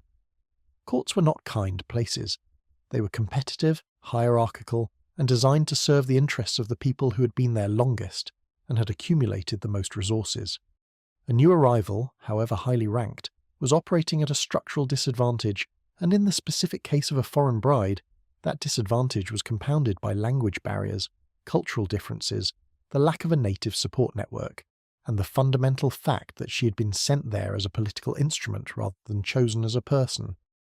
Some women overcame these disadvantages through extraordinary personal qualities, through intelligence, through political skill, through the kind of strategic patience that takes years to develop, and that some people are simply constitutionally capable of and others are not. Catherine of Aragon, arriving in England as a teenager, navigated decades of political complexity with a resilience that is genuinely remarkable by any standard. Catherine de' Medici, arriving in France as a young woman with none of the status her title implied, spent years in effective invisibility before circumstances gave her the opening she had been carefully preparing for. These women had, among other qualities, the particular kind of psychological durability that allowed them to survive long periods of difficulty without the internal deterioration that undid women like Elizabeth. But it is a mistake to read the contrast between these resilient survivors and women like Elizabeth as a contrast between strong women and weak ones. Resilience of this kind is not simply a personality trait. It is also a function of circumstances, of the specific configuration of pressures a person is subjected to and of the resources, internal and external, available to meet those pressures. Elizabeth arrived at Krakow young, in a particularly hostile environment, without effective allies, in a marriage that offered no emotional support, in a court actively managed against her interests by a woman who had spent decades developing exactly the skills needed to make someone's position untenable. The deck was not just stacked against her. It had been stacked by someone who knew how to stack decks and had very good reasons to do so. That is not a situation that most people, of any temperament, would have found navigable. There is also something worth addressing directly about what the courts expected of women who were struggling. Silence, composure, the continued performance of the appropriate role, regardless of the circumstances behind the performance. A queen who appeared obviously unhappy created problems. It reflected badly on her husband, suggested dysfunction in the household, raised questions about the wisdom of the alliance that had brought her there. The approved response to unhappiness was to manage it privately and present the required face in public. This put women like Elizabeth in an impossible position, because the management of private distress requires at minimum some private space and some trusted confidants, and those were exactly what the hostile court environment systematically denied her. The expectation of silence also meant that the distress rarely entered the official record in any direct form. What we have instead are the indirect signs, the health that deteriorated, the letters that were answered with careful formality rather than genuine engagement, the accounts of observers who noted that the Queen seemed unwell or withdrawn or sad, always as an aside in documents primarily concerned with something else. The emotional reality of these women's lives shows up in the margins of the historical record, written small, because that was the only space the system provided for it. The question that Elizabeth's story raises, and it is a question that has no satisfying answer but is worth sitting with, is what would have been required for this outcome to have been different. Not different in the sense of utopian, not requiring us to imagine a 16th century with modern sensibilities about autonomy and well-being, just different in the practical sense. What would it have taken for a young woman sent to a foreign court to arrive there with a reasonable chance of surviving and possibly flourishing? The answer, when you work through it, turns out to be mostly things that were entirely possible given the resources available. A husband who was present and engaged, or at minimum not conspicuously absent in favour of a rival. A court that did not have a dominant figure with an active interest in her failure. Sufficient ladies-in-waiting from home to provide a genuine community rather than a token acknowledgement.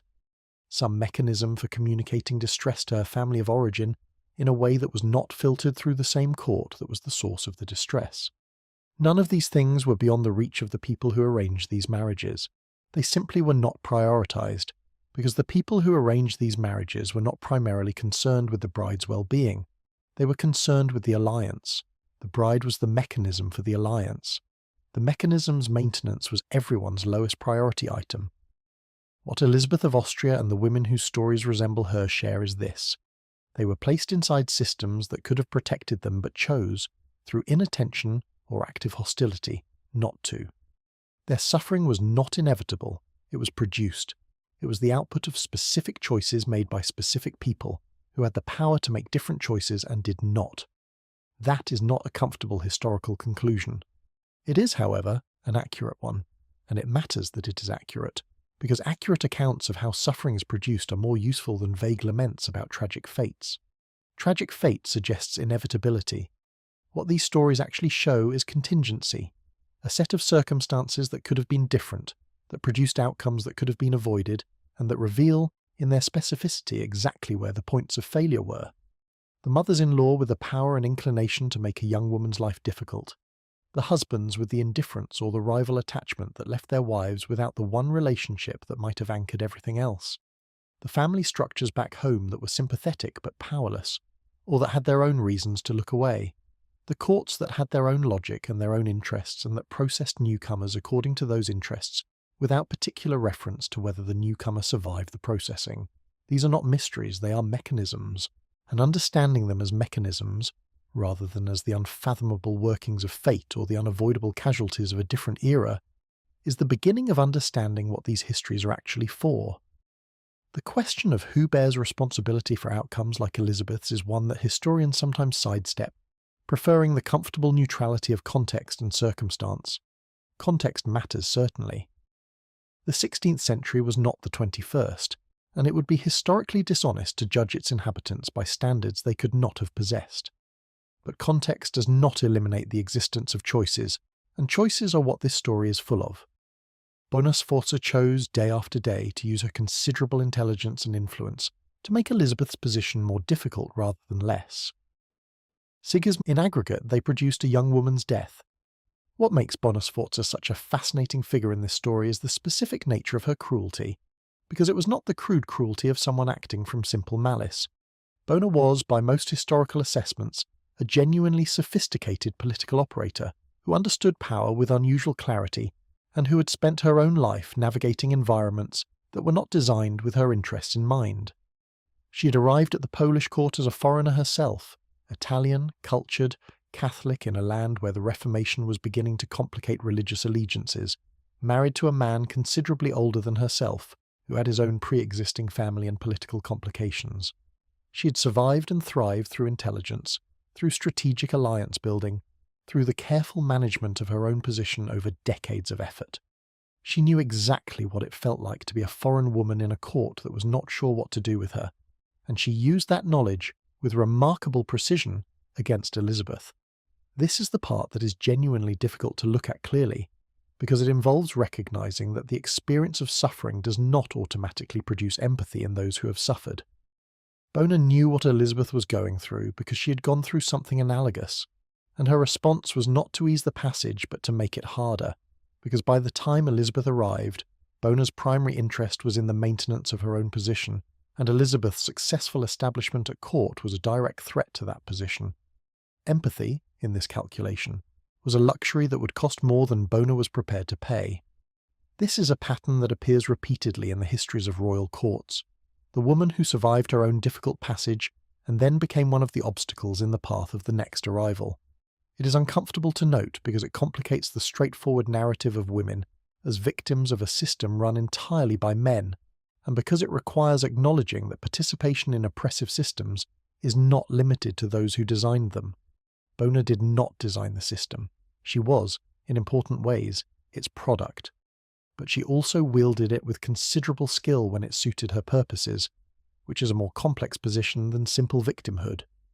The loneliness that characterized Elizabeth's situation was therefore not just the generic loneliness of displacement, of being far from home, among strangers, in a new language and culture. It was a specifically engineered loneliness, produced by the deliberate withdrawal of the social resources that might have mitigated it. This distinction matters. Generic loneliness is an unfortunate side effect. Engineered loneliness is a strategy. The difference is in whether anyone is choosing to make it worse, and in Elizabeth's case, the evidence strongly suggests that several people were, for reasons that made excellent sense within the logic of their environment. The emotional geography of Krakow and then Vilnius, the capitals of a kingdom Elizabeth had not chosen, in a climate that contemporary sources suggest she found physically difficult, surrounded by people speaking Polish and Lithuanian rather than the German of her upbringing, was, in sum, a landscape of sustained alienation. She navigated it for 2 years, which is itself a testament to something. She kept writing letters. She kept performing her role, however inadequately by the court standards. She kept trying to find something, connection, purpose, stability, in an environment that was systematically providing none of these things. that she eventually could not continue should not be read as failure. It should be read as the entirely predictable outcome of placing a human being in conditions incompatible with their survival, and then declining to change the conditions. The official record notes her death without ceremony. There were diplomatic communications, the kind that royal deaths always produced, cataloguing the implications of her passing for the network of alliances she had represented. There were presumably funeral arrangements, conducted with whatever degree of ceremony befitted her rank, though the specifics did not survive in the records that reached later historians with any great clarity. There was, likely, some formal mourning at a court that had spent 2 years demonstrating through its behaviour that it did not particularly value her presence. The sincerity of that mourning is, in the circumstances, perhaps not the most pressing question. What did survive in fragments is enough to reconstruct something of the texture of her 2 years in Poland, enough to understand that she had been genuinely present in those years, genuinely trying, genuinely experiencing the specific quality of unhappiness that comes from being in a place where the basic conditions for thriving are unavailable. The letters, the health records, the second-hand accounts of her demeanour at court. These are not a complete portrait, but they are enough to see a person, a specific, individual, human person, rather than the dynastic function she had been assigned. That is what the historical record owes her, and what it has for most of the intervening centuries failed to provide. The acknowledgement that she was a person, with an interior life that mattered, in a situation that was genuinely unjust, producing an outcome that was genuinely tragic. Not in the grand operatic sense of the word, but in the quieter, more real sense.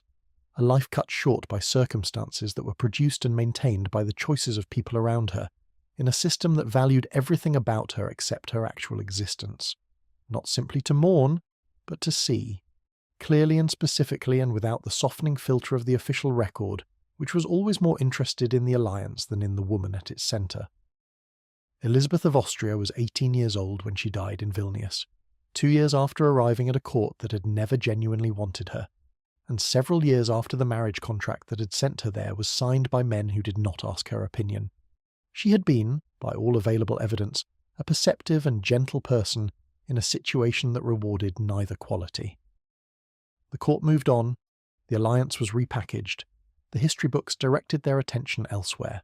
The story of the following chapters continues to look at where that attention should perhaps have gone, at the women inside the machinery, at what it cost them, and at the ways in which the machinery was at every stage a human construction rather than a natural law. It could have been built differently. It was not. Understanding why it was built the way it was, and what that building cost, is a task that belongs to us now, several centuries too late and several centuries better positioned to see it clearly. Everything we have discussed so far has taken place within the confines of European dynasties, the Habsburgs, the Hanoverians, the Jagiellon kings of Poland, systems that, for all their cruelty, operated according to a logic that was at least internally consistent, and that the women inside them had been, in some minimal sense, prepared for. The marriage to the stranger in a foreign court, the reproductive demands, the hostile mother-in-law, these were the known hazards of the role, anticipated if not accepted, part of the world a royal daughter was raised to understand as her inheritance. What we are about to examine is something different.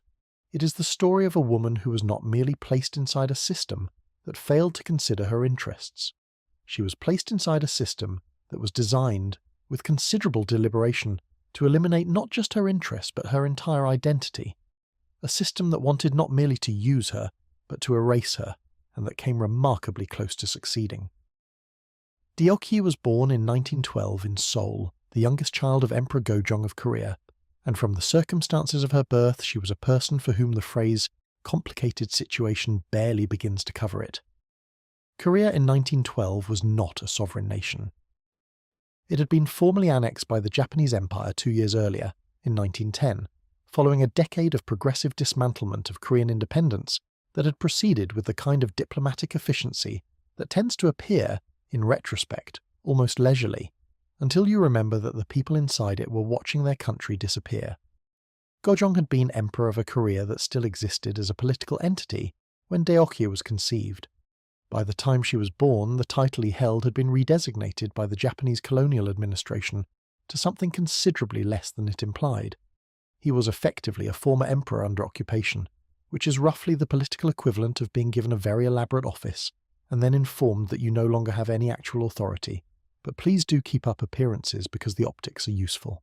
Deoki grew up in this strange liminal space, the daughter of a man who had once held genuine imperial power, living in a palace that was simultaneously a cultural monument and a gilded containment facility, in a city that was being systematically remade around the logic of Japanese colonial administration. The world she was born into was already disappearing, replaced by something that wore its surface features while reorganizing its underlying structures according to entirely different priorities. Her father loved her with what the surviving accounts describe as exceptional tenderness. She was his youngest, born to a court lady when he was in his 60s, and he apparently found in this late-arrived daughter a particular joy that the formal and politically exhausting dimensions of his constrained existence did not otherwise provide. He called her by affectionate names. He kept her close. For the first years of her life, whatever the political situation around her, she had that much. A father who genuinely wanted her there. Gojong died in 1919, when Deoki was 7 years old. His death, which was officially attributed to natural causes and which many Koreans at the time and since have suspected, was rather more deliberately arranged, removed the last buffer between Deoki and the full attention of the colonial administration. She was now, from the perspective of Japanese imperial policy, a loose end. The Korean imperial family was a symbolic problem, a persistent reminder that Korea had once been a sovereign state with its own legitimate ruling house, which was precisely the kind of reminder that a colonial administration trying to assert that annexation had been natural and beneficial preferred not to have walking around in public. Managing the Korean imperial remnant carefully was a matter of some importance to Tokyo. Managing it carefully meant, in the vocabulary of Japanese imperial policy, two things. First, the family should be brought within the orbit of Japanese aristocratic structures, assimilated rather than simply suppressed, which would have created martyrs and historical grievances of a kind that were diplomatically inconvenient. Second, the individual members of the family should, over time, become Japanese in fact as well as in administrative designation, their Korean identity absorbed and ultimately dissolved by integration into the Japanese noble class. It was a policy of cultural annihilation through social incorporation, and it was, by the standards of colonial practices across history, actually fairly sophisticated, less dramatic than direct suppression, considerably more thorough. Deoki arrived in Tokyo in 1925, when she was 13 years old. The official framing was education. She was to study at the Peers School, the institution designed for the children of Japanese nobility, receiving the kind of modern, comprehensive education appropriate to her rank. This framing was not entirely false. She did attend the school, she did receive an education of sorts. But the education was not the point. The point was the removal from Korea, from the community and language and cultural context that constituted her identity, and the installation in an environment designed to replace all of those things with their Japanese equivalents.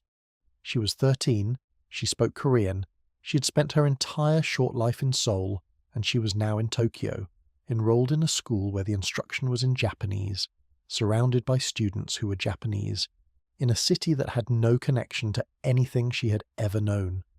This is, by any reasonable assessment, not primarily an educational arrangement, it is a relocation, and the manner in which it was accomplished, the degree to which Deoki had any meaningful choice in the matter, which is to say essentially none, the degree to which her Korean guardians and whatever remained of her family's household were consulted, which was apparently as a formality rather than as a genuine process, makes the educational framing fairly transparent. The Japanese colonial administration had, by 1925, spent 15 years systematically dismantling every institutional expression of Korean sovereignty and cultural identity it could reach. It had renamed streets and public spaces, replaced Korean with Japanese in official contexts, reorganized the legal and administrative structures of Korean society according to Japanese models, and set about the long work of making the annexation look like a natural state of affairs rather than a recent and actively resisted imposition. Removing the last princess of the former imperial family to Tokyo and enrolling her in a Japanese school for noble children was entirely consistent with this broader project. It was, in its way, elegant, rather than making Deokai a political prisoner in an obvious sense, which would have been both diplomatically awkward and symbolically counterproductive. The administration arranged for her to be a student. Students are not prisoners. Students are simply learning. The fact that the learning was designed to replace her identity rather than develop it was a detail the official framing preferred not to emphasize. Before the departure for Tokyo, Deoki had been living in circumstances that were already considerably reduced from what the title of princess might have implied. The Korean imperial household after 1910 existed in a kind of supervised twilight, technically acknowledged, practically constrained, ceremonially maintained while being substantively hollowed out. Her brothers, the surviving sons of Gojong, had been subjected to their own versions of the colonial management process, sent to Japan, married into Japanese noble families, their Korean identities managed with the same strategic deliberateness that would later be applied to Deoki. The household around her had been slowly rearranged by a decade and a half of occupation. The Korea she had grown up in, not the free and fully sovereign Korea that had existed before her birth, but even the partially intact cultural world of her early childhood in the palace, was already fragmenting by the time she boarded the ship to Japan. She left behind, specifically, the Korean women who had cared for her since infancy. The nurses and ladies and household staff who had constituted the human texture of her daily life, who knew her, who spoke her language with the particular inflections of her home, who represented the most immediate and tangible form of the connection to her origins that she had left. Colonial administration at the level of daily domestic detail was still administration. The people who surrounded her in Tokyo were Japanese, spoke Japanese, operated according to Japanese social norms, and however kind or unkind they may have been individually, they were not the people she had grown up with. This kind of specific personal loss, the loss of the particular human beings who made a world feel like home, is the kind that tends not to appear in official histories, because it is too small and too intimate for the scale at which official histories operate. It was not too small for Deoki. The Piers School was not unkind to her exactly. She was a princess, and whatever the political complications of that title, it commanded a certain ceremonial respect. She was housed appropriately, she was taught appropriately. The surface of her life in Tokyo was, in the way that surfaces often are in these situations, reasonably presentable. Beneath the surface was a 13-year-old girl who was homesick in a way that had no available remedy, who was watching her identity being systematically replaced with a version of itself that served someone else's administrative requirements, and who was, for all practical purposes, alone in a way that Elizabeth of Austria would have recognized immediately, though the specific geometry of the isolation was entirely different. The homesickness and dislocation that Deoki experienced in Tokyo were not the ordinary homesickness of a student at a boarding school, manageable with letters home and the knowledge that the term will end. They were the homesickness of someone who understood at some level that the life she had been removed from was not going to be waiting for her return, because the return was not on the schedule. She was not studying abroad temporarily. She was being permanently relocated, in a process that used the vocabulary of education to accomplish what was, in fact, a kind of slow-motion abduction organized by the machinery of empire. Her mental health began to show signs of deterioration while she was still at school, which is, in the circumstances, less surprising than it might sound. The symptoms that were recorded, episodes of confusion, emotional volatility, difficulty sustaining coherent thought, were initially attributed to stress and grief, which was accurate as far as it went. The diagnosis of schizophrenia that followed was applied in a period when psychiatric diagnosis was considerably less precise than it is now, and when the distinction between psychotic illness and severe psychological breakdown produced by extreme environmental stress was not always reliably made. What we can say with confidence is that by her late teens and early 20s, Deoki was experiencing serious and sustained psychological difficulties. What we cannot say with full confidence is exactly how much of what she experienced was endogenous illness, and how much was the predictable psychological consequence of what had been done to her. These two things are not always separable, and in her case the evidence does not allow a clean distinction. What was not in doubt was that her condition required management, and management in the colonial administrative sense was arranged accordingly. In 1931, when Deoki was 19 years old, a marriage was organized for her. Her husband was So Takeyuki, a Japanese nobleman whose family had ancient roots in the island of Tsushima, historically a point of connection between Japan and Korea, which lent the match a certain symbolic tidiness that the colonial administration probably found appealing. So Takeyuki was, by accounts of those who knew him, not a cruel man. He appears to have been genuinely fond of Deoki, and their relationship filtered through the fragmentary surviving record, seems to have had moments of something that resembled genuine human connection, which is worth acknowledging. But genuine human connection, however valuable, was not the purpose for which the marriage had been arranged, and the purpose for which it had been arranged was not Deoki's welfare. The marriage produced a daughter, Masae, born in 1932. This child is one of the most quietly heartbreaking figures in the entire story because she occupied a position that had essentially no tenable resolution. The daughter of a Korean princess and a Japanese nobleman in the middle of a colonial occupation, neither fully one thing nor the other, belonging entirely to neither world. Growing up in a household where her mother was increasingly unwell, and the political context that framed their family's existence was one of sustained structural disorientation. Masae died in 1956 by her own choice, at the age of 24. She left no explanatory note that has survived, or if she did, it did not enter the historical record. The circumstances of her life provide their own context. Deoki received the news of her daughter's death while she was confined in a psychiatric facility, where she had been resident for a number of years by that point. The marriage to So Takeyuki had ended in divorce in 1953, a divorce that So Takeyuki initiated, in a decision that appears to have been driven at least partly by the practical impossibility of continuing to care for a severely ill wife while managing his own circumstances in post-war Japan, which were themselves not uncomplicated. The end of the occupation in 1945 had rearranged the political landscape dramatically.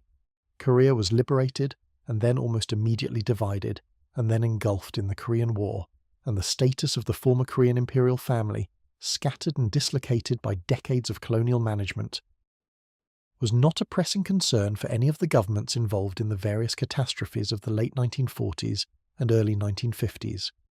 Deoki spent the years after her divorce in Matsuzawa Hospital in Tokyo, a psychiatric institution that was not, by the accounts that have been examined, a place of particular suffering in any physical sense, but that was also not, by any stretch, a context in which someone who had lost everything they had once been might expect to recover what remained. She was in her 40s. Her daughter was dead. Her marriage was over. Korea, which she had left at 13, was a country she had not seen in decades, a country that had been through a Japanese occupation, a liberation, a catastrophic war, and a division that had left it permanently severed from parts of itself. The Korea she remembered from childhood, whatever of it she retained through the distortions of illness and time, did not exist in the form she had left it. She had no particular reason to believe that returning was possible, or that anyone was arranging it. Someone was, eventually. A journalist named Kim Yul-han became something of a central figure in the effort to locate Deoki and bring her back to Korea, an effort that required navigating a complex intersection of politics, institutional inertia, and the general tendency of states to ignore problems that their predecessors created until someone makes it difficult to continue ignoring them. The South Korean government of the early 1960s was not eagerly pursuing the repatriation of the last princess of the Joseon dynasty, partly because the political situation was complicated, and partly because Deoki's existence was, in the logic of the new Korean state, a somewhat awkward symbol, a reminder of both the royal family that the Japanese had dismantled and the Japanese occupation itself, neither of which the Republic of Korea's self-presentation was particularly eager to dwell on. She returned to Korea in 1962, 50 years old, after nearly 4 decades in Japan. The return was, by the accounts of those who witnessed it, a moment of considerable emotional weight. A woman stepping off a plane in a country she had left as a child, in a world that had been entirely remade around her, surrounded by people who regarded her variously as a symbol, a historical artifact, a political statement, and, somewhere in that constellation of projections, also a person. She was housed in Nakseonji, a traditional residence within the Changdeok Palace complex in Seoul, a choice that was symbolic in the way that the Korean authorities' treatment of the imperial family consistently was, acknowledging the history without quite knowing what to do with it. The years she spent at Nakseonji are the ones most frequently described in terms of pathos, and they are genuinely affecting, though the pathos has sometimes been applied in ways that flatten what was actually a more complex situation. She was not, in these years, simply a tragic figure fading quietly toward death. She was a person navigating extraordinary cognitive and psychological challenges in a social environment that had to be, by any measure, profoundly disorienting. The Korea around her was not the Korea she'd left. The language had evolved. The city had been rebuilt. The people who had known her in childhood were largely dead. The social world that had once been the context of her identity, the court, the imperial family, the specific textures of late Joseon aristocratic culture, had been entirely dismantled, first by the Japanese occupation and then by the wars and upheavals that followed. What remained of Deokye, after everything that had been done to her and everything that she had experienced, is a question that does not have a clean answer. The accounts of visitors to Naxionje during her later years describe a woman whose lucidity fluctuated, who sometimes appeared entirely disengaged from her surroundings and sometimes showed flashes of clarity and recognition, who was cared for with genuine warmth by the staff of the palace complex, but who existed in a state of profound isolation that was the cumulative product of everything her life had been. She died in 1989 at the age of 76, in the palace complex that had been her last home for nearly 3 decades. She had spent 47 years outside Korea and 27 years inside it, and the question of which period constituted her real life, if the concept applies, is one that does not resolve itself tidily. The Korean years at the beginning, before she was taken, those were the years when she had been most herself, most connected to anything that belonged to her by choice or affection. Everything that came after was in varying degrees a form of exile, even, in some painful sense, the return. What Deokye's story adds to the pattern we have been tracing is a dimension that the European court stories do not quite provide, which is the dimension of colonial violence. The systems we have examined before operated by using women as instruments of dynastic and political power, while leaving their identities nominally intact. A German princess sent to France was still, in some fundamental sense, herself, however isolated she might be in her new court. What was done to Deokye was different in kind. The colonial administration's management of her was not merely instrumental in the sense of using her. It was instrumental in the sense of attempting to dismantle what she was and replace it with something more administratively convenient. The goal was not to deploy her identity, but to dissolve it. This is a distinction that matters because it changes what the story is about. The European court stories are, at their core, stories about a system that failed to consider women as ends in themselves, valuing them only for the functions they could perform. Deokye's story is about a system that considered her identity itself a problem to be solved. Her Koreanness, her connection to the legitimate ruling family of a country the Japanese Empire had annexed, her very existence as a symbol of a sovereignty that the occupation required people to forget. The system around her was not indifferent to her identity, it was actively hostile to it, in ways that the ordinary indifference of the dynastic machine never quite reached. The post-war years, which one might naively expect to have represented some kind of relief, the end of the Japanese occupation in 1945, the restoration of Korean sovereignty in some form, were, for Deokye, nothing of the kind. The end of empire did not automatically produce the restoration of what empire had taken.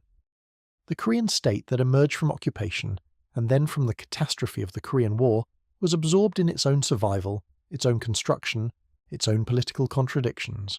The question of what to do about the last princess, sitting in a Tokyo psychiatric facility with a recently ended marriage and a dead daughter, was not high on any government's urgent agenda. Liberation, it turned out, was an event with a very specific meaning for the people who celebrated it, and a considerably more ambiguous meaning for those who were stuck in the complicated debris of what the occupation had left behind. The divorce in 1953 stripped away the last formal structure of Deokye's adult life. So Takeyuki's decision, whatever its specific motivations, had the effect of leaving her entirely without a defined social position for the first time since her arrival in Japan. She had been a student, then a wife, then a patient. The wife designation had provided the minimal architecture of a recognized role, however hollow its substance. Without it, she was simply a Korean woman of no fixed nationality in a Tokyo hospital in the early 1950s, which was a description that did not, in the administrative logic of the period, generate any obvious next steps. The daughter Masai's death in 1956 arrived in this context. Masai was 24 years old. She had grown up as the child of a Korean princess and a Japanese noble, in a country managing its own enormous transitions, carrying an identity that was itself a kind of administrative problem.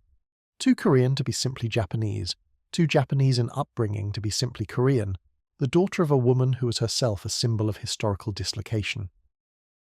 The specifics of Masai's inner life, whatever led her to the decision she made at 24, are not recoverable from the historical record. What the historical record provides is the outline, a young woman who had been shaped by forces far larger than herself, who did not survive them. For Daoki, receiving news of this death from a hospital bed in Tokyo, the loss came on top of an accumulation of losses that had been building for decades. Her father at 7, her country at 13, her mental stability across the years that followed, her marriage in 1953, and now her daughter. That she continued to exist through all of this is, in its own way, remarkable. Not as a triumph, the word does not fit, but as a testament to something in her that refused to conclude. The years in Matsuzawa Hospital, as pieced together from the accounts of medical staff, and the occasional visitor with the access and motivation to record what they saw, were years of fluctuating consciousness, of good periods and bad ones, of moments when she was clearly engaged with the world around her, and moments when she was entirely elsewhere. The staff treated her, by these accounts, with the basic human decency that makes their work matter. She was not mistreated, but the hospital was not a recovery. It was a holding pattern, and it held for years. The effort to bring her back to Korea required navigating what was, in diplomatic terms, a minor but genuinely complicated set of circumstances. Korea and Japan were in the process of normalizing their relationship in the early 1960s, a process that involved a great deal of negotiation about the legacies of the occupation period, and in which the question of the former Korean imperial family members in Japan was one item among many. The South Korean government's position on Daoki was not one of urgent advocacy. There were reasons of political optics on both sides that made the situation complicated, and the reasons had to do with the fact that she was simultaneously a symbol of colonial injustice and a reminder of a monarchical past that the Republic of Korea was not particularly eager to rehabilitate. She was, in other words, politically inconvenient in multiple directions at once, which is a position that tends to result in bureaucratic delay. What moved things forward was, ultimately, the work of individuals rather than institutions. The journalist Kim Yul-han, whose persistent attention to her situation eventually generated enough public pressure to make continued inaction embarrassing, and several Korean figures who genuinely believed that returning her was a matter of basic decency, rather than political calculation. She arrived in Seoul in January 1962, nearly 50 years old, after 37 years in Japan. The photographs from that day have survived and are striking. A woman stepping onto Korean soil, surrounded by people, looking at a country that has been entirely rebuilt around her absence. Whether the expression on her face is recognition or bewilderment, or some combination that does not have a clean name, is difficult to say. The photographs do not provide that level of certainty.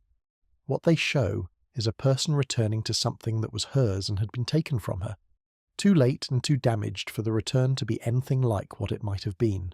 And yet, threading through this story with the insistence that individual human beings have a way of maintaining even in the most systematically hostile circumstances, there is the persistence of something.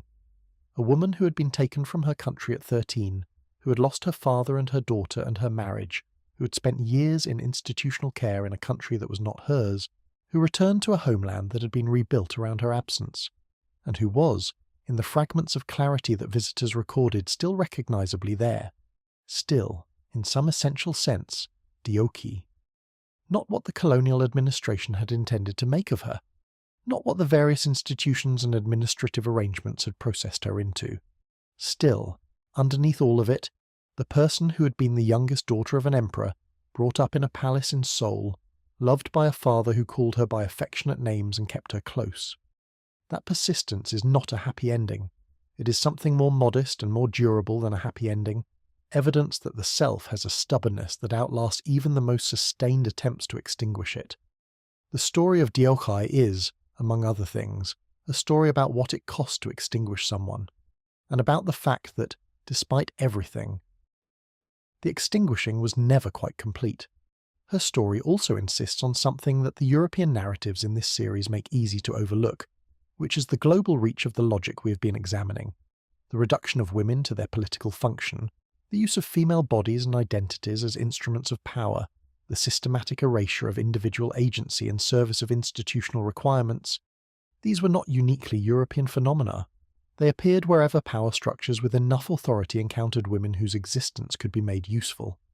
The specific forms varied enormously. The underlying logic did not.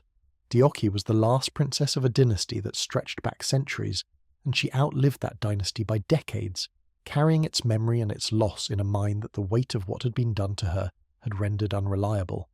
She's buried in the royal tomb complex at Hongrung near Seoul, in the ground of the country she was taken from and eventually returned to. The inscription on her memorial is formal, as these things tend to be. The life it marks was anything but.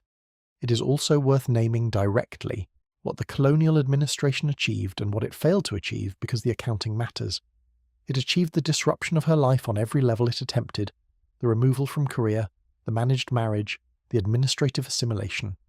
It produced through those interventions a woman whose psychological health was permanently and severely compromised, whose daughter did not survive, whose sense of continuous identity was fractured across languages and countries and decades. On the measure of disruption, it was extraordinarily successful. What it did not achieve, what it could not achieve, as it turned out, was the complete dissolution of the self it had set out to dissolve. The Diocche who returned to Seoul in 1962 was not what anyone would have wished for her or for themselves, but she was still, recognizably and irreducibly, Diocche. The colonial project had done its work, and the work had not been enough. That is not a triumphant conclusion. But it is the one the evidence supports, and it is the one worth insisting on, because the alternative, the reading in which the system succeeded completely, is both historically inaccurate and, in its way, a continuation of the erasure it tried to accomplish. She survived, diminished, damaged, bearing a weight that no one should have had to carry, but present. That presence is the last thing the system wanted, and the first thing worth acknowledging now. There is a particular category of marital suffering that does not appear in the official vocabulary of royal life, because the official vocabulary of royal life was designed by the same people who were perpetrating it. We have seen what foreign courts could do to transplanted women. We have seen what dynasties could do to female bodies. We have seen what colonial administrations could do to entire identities. What we have not yet addressed directly is what happened when the primary source of a woman's suffering was not the system operating at a distance, but the specific man sleeping in the next room. Because the system, for all its structural brutality, at least had the decency to be impersonal. The husband who was cruel, absent, diseased, or simply profoundly indifferent brought that brutality home and made it intimate. This is a different category of misery, and in some ways a harder one, because there was nowhere to look that was not him. The marriage of Stephanie of Belgium to Crown Prince Rudolf of Austria-Hungary in 1881 was, on paper, everything a royal match was supposed to be. Stephanie was 17 years old, the daughter of King Leopold II of Belgium, a man who would go on to become one of the more comprehensively monstrous figures in modern colonial history, though that particular chapter of his biography was still in its opening pages when his daughter married into the Habsburg court. Rudolf was 23, heir to the Austro-Hungarian throne, educated, intellectually curious, and possessed of a reputation for liberal political thinking that made him seem, at least from a distance, like rather more than the standard-issue Habsburg product. He wrote, he thought, he had opinions about things. For a young woman being sent into the famously rigid ceremonial atmosphere of Vienna, a husband with an actual interior life might have seemed like good news. It was not, as things turned out, good news. Rudolf's interior life was, on closer inspection, considerably more complicated than the intellectual reputation suggested. He drank heavily, with a consistency that increased rather than diminished after the marriage. He was constitutionally incapable of fidelity in a way that went well beyond the ordinary aristocratic double standard. The affairs were not discreet, not occasional, not managed with the minimum of discretion that even the period's fairly permissive standards around male infidelity required. They were numerous, public, and conducted with a kind of ostentatious indifference to what Stephanie might think about any of it that was its own form of communication. He was also, by the time the marriage's full shape became visible, dealing with serious psychological instability that expressed itself in ways that were frightening to be around, and that no one in the Habsburg court had any particular framework for addressing, because the Habsburg court was not an environment that handled difficulty by looking at it directly. The specific harm that Rudolf inflicted on Stephanie was not primarily the infidelity, though that was significant enough. It was the physical consequence of that infidelity. By the mid-1880s, Stephanie had contracted a venereal infection from her husband, a fact that was handled by the court with the kind of rigid silence that the Habsburgs applied to anything they found inconvenient, which was quite a lot. The infection damaged her reproductive system severely enough that she was unable to have further children after the birth of their daughter, Elizabeth Marie, in 1883. She was, by the time this became clear, in her early 20s. She had been married for a handful of years, she had one surviving child, and the man she had married had, through his behaviour, made it essentially certain that she would not have more. The significance of this, in the context of the Habsburg court, cannot be overstated. A crown princess who could not produce more children, specifically who could not produce a male heir, was a crown princess who had failed at the primary function for which she had been installed. The fact that the failure was not her failure, that it had been produced by her husband's conduct rather than any deficiency of her own, was not a distinction the court found useful to dwell on. The result was the result. And the result positioned Stephanie in exactly the kind of impossible social location that the court was very good at producing. Too important to ignore, too compromised to be genuinely useful, a permanent reminder of something everyone preferred not to discuss. Rudolf, for his part, continued in the directions he had established. The drinking deepened. The psychological instability, what would likely now be diagnosed as severe depression compounded by other conditions, operating in a man who was under enormous political pressure and who had no constructive outlet for any of it, moved toward crisis with the slow inevitability that these trajectories tend to have when nothing intervenes. He had, by the late 1880s, developed a fixation with the idea of death that expressed itself in various ways, none of them encouraging, and that his court environment was, characteristically, not equipped to engage with in any helpful manner. The expected response to a Habsburg heir who was becoming visibly unhinged was to manage the appearance of the situation, not the substance of it. The substance, meanwhile, was deteriorating.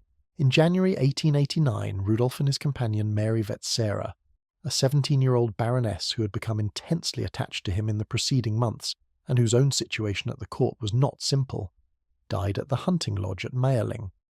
The official explanation went through several revisions before landing on the version that best served the various interests involved, which took a few days of frantic diplomatic manoeuvring. The most widely accepted historical account is that Rudolf shot Mary Vetsera and then himself in a suicide pact, though the details have been debated with the enthusiasm that ambiguous historical deaths tend to generate for well over a century since.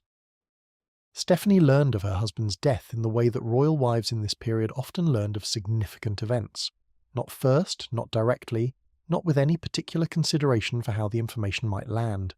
She was informed, then immediately required to perform the role that the occasion demanded, which was a kind of formal grief that bore very little relationship to whatever she was actually experiencing. What she was actually experiencing was complex in ways that the court's grief protocols were not designed to accommodate. Rudolf had been, for several years, a source of ongoing physical and psychological harm. He had also been her husband, the father of her child, a person whose suffering she had observed at close range and whose end she had presumably not wished, whatever else she had felt about him. Grief, when it involves people who have damaged you, does not follow the neat trajectory that official mourning ceremonies require. The Vienna court's response to Stephanie's situation after Mayerling was, characteristically, to treat her as a problem. She was a widow without further reproductive use, at a court that had already found her presence awkward for several years, in a political situation that the suicide scandal had made complicated in ways that extended well beyond her personal circumstances. The Emperor Franz Joseph I, Rudolf's father, a man who managed his emotions with the consistency of someone who had decided very early in life that having them was inefficient, was not disposed toward warmth in Stephanie's direction. She was, in the new configuration of the court, essentially a placeholder. A widow of appropriate rank, housed and maintained appropriately, serving no function that anyone found particularly compelling, present at ceremonies where her presence was required, and otherwise quietly sidelined. She eventually remarried in 1900, which was itself a minor scandal by Habsburg standards. A former crown princess contracting a second marriage was not, in the court's view, how these things were done. The man she married, Count Elemer Lonier de Nagilania Esvasaros Namani, was a Hungarian nobleman, and by the accounts of those who knew them together, the marriage was by any reasonable measure a genuinely happy one, which is a thing worth noting because genuine happiness in this particular narrative has been in somewhat short supply.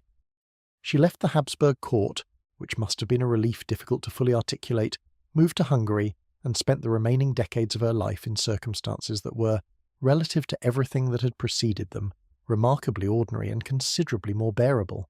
She wrote memoirs eventually, which were published in the 1930s. They are revealing in their careful management of what they reveal. She was, even at that distance, circumspect about certain things, but they contain enough to make clear that she had understood, with considerable precision, what had happened to her and why, and that the understanding had not made it easier to have lived through. The memoirs describe the Vienna court with the particular clarity of someone who has been outside it long enough to see it whole, and what they describe is not primarily a place of obvious cruelty, but of systematic indifference, a machine for producing and maintaining appearances, staffed by people who were themselves products of those appearances, in which any reality that did not serve the appearance was simply not acknowledged. What comes through most clearly in those pages is the quality of sustained endurance. A woman who had been placed in an untenable situation and had survived it, not through any dramatic act of resistance, but through the simpler and in some ways more demanding act of continuing to exist until the situation changed. The situation changed. She was in her 30s by then. She had missed a great deal. She made what she could of what remained, which turned out to be more than the Vienna court had apparently expected her to have, and she had the quiet satisfaction, which her memoirs occasionally permit to surface, of having outlasted both the court that dismissed her and the particular narrative of failure that it had assigned to her life.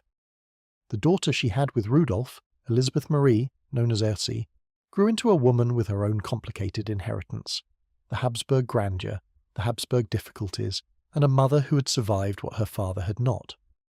Erzi's own life was not uncomplicated, in the way that children of dramatic parents rarely have uncomplicated lives, but she survived it, and Stephanie survived to see her grow, which was more than some of the women in this series managed. That partial accounting, the survival, the second marriage, the long view from Hungary looking back at Vienna, is not a redemption arc exactly. It is more modest than that, and more honest. A woman who endured a great deal, who kept going when continuing required real effort, and who eventually arrived at something that actually sustained her.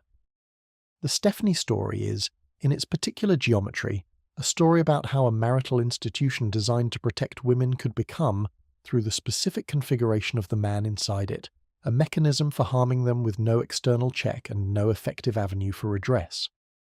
Rudolf was not a product of simple cruelty. He was a product of a dynasty that had been producing psychologically compromised people for generations, an heir under pressures that would have been difficult for anyone to manage well, a man who was clearly suffering in ways he had no tools to address. None of this changes what he did to Stephanie. It contextualizes it without excusing it, which is the honest historical position. He caused her serious and permanent physical harm through his conduct. The court around her declined to acknowledge this, let alone address it. She had no recourse. That is the structure of the situation, and the structure is what matters for understanding why it could happen. What also matters is the invisibility of the harm. If Rudolf had struck Stephanie publicly, there would have been a record. Not necessarily an intervention, but at least a record. What he did was quieter and more deniable, conducted through the ordinary mechanisms of a marriage in which the husband's behaviour was considered, by the logic of the time, his own business. The infection she contracted was a private medical matter, not a public grievance. Her infertility was a personal failure, not a documented harm. The court that looked at her situation saw a crown princess who had not produced a male heir, and a crown prince whose behaviour, while admittedly unfortunate, was not outside the range of what powerful men did. The actual chain of causation, his conduct, her infection, her infertility, her social marginalisation, was visible only if you were willing to follow it, and the court was not, as a rule, willing. This willingness to not follow the chain, to manage the appearance while declining to examine the substance, was itself one of the most effective tools in the system's arsenal. It meant that harm could accumulate over years without ever reaching the threshold of acknowledged crisis. It meant that women like Stephanie occupied positions of formal dignity while experiencing ongoing damage that the formal record neither captured nor addressed. It meant, most fundamentally, that there was no one whose job it was to ask whether she was all right, and if there had been, the honest answer for most of her years at the Vienna court would have been definitively no. Now, let us consider a different variant of the same structure. Not the husband who actively harms, but the husband who simply is not there, who fills the room with his absence so completely that the woman beside him becomes, for all practical purposes, invisible. This is the story of Marie-Thérèse of Spain, who became Queen of France as the wife of Louis XIV, and who occupied what was technically the most prestigious position available to a woman in 17th century Europe, with a thoroughness that somehow managed to make that position feel, from the inside, like almost nothing at all. Marie-Thérèse arrived in France in 1660, the daughter of King Philip IV of Spain, and her marriage to Louis was itself a piece of the diplomatic architecture of the Peace of the Pyrenees, the treaty that ended a long war between France and Spain and required a royal union to seal it. She was 21 years old, Spanish, Catholic with the particular fervour of the Spanish court, fond of chocolate and card games and the company of her ladies, and equipped with neither the political sophistication nor the personality type that the court of Versailles was going to reward. Louis XIV was, by 1660, already being built into the legend that would eventually produce the Sun King mythology, a man of enormous political intelligence, formidable will, and an appetite for magnificence that expressed itself in every dimension of his existence, including the romantic. He had mistresses before the marriage. He would have them throughout the marriage. He would have them openly, celebrated, installed at court with their own apartments and social status, treated with a public deference that was, from Marie-Thérèse's position, a sustained exercise in institutional humiliation. The thing about Louis's treatment of his wife is that it was not cruel in any overt sense. He was by most accounts superficially correct in his behaviour toward her. He attended the required ceremonies, maintained the required domestic appearances, produced the required heirs through the required marital activity, and was, in the formal conduct of the marriage, more or less what the protocol demanded. What he was not, and made no particular effort to be, was present. His actual attention, his interest, his conversation, his genuine regard. These things went to the women who interested him, which Marie-Thérèse did not particularly. She was his wife, which was a formal category with defined obligations, and he met the obligations with the efficiency of a man who had many other things on his agenda and found this one less compelling than most of them. The succession of royal mistresses at Versailles was not random. Each represented, in her own way, a different aspect of what Louis found interesting, and what Louis found interesting was, conspicuously, not the qualities that Marie-Thérèse possessed in abundance. She was devout, she was domestic, she was loyal, she was kind to the people around her. She was not, in the vocabulary that Versailles valued, interesting.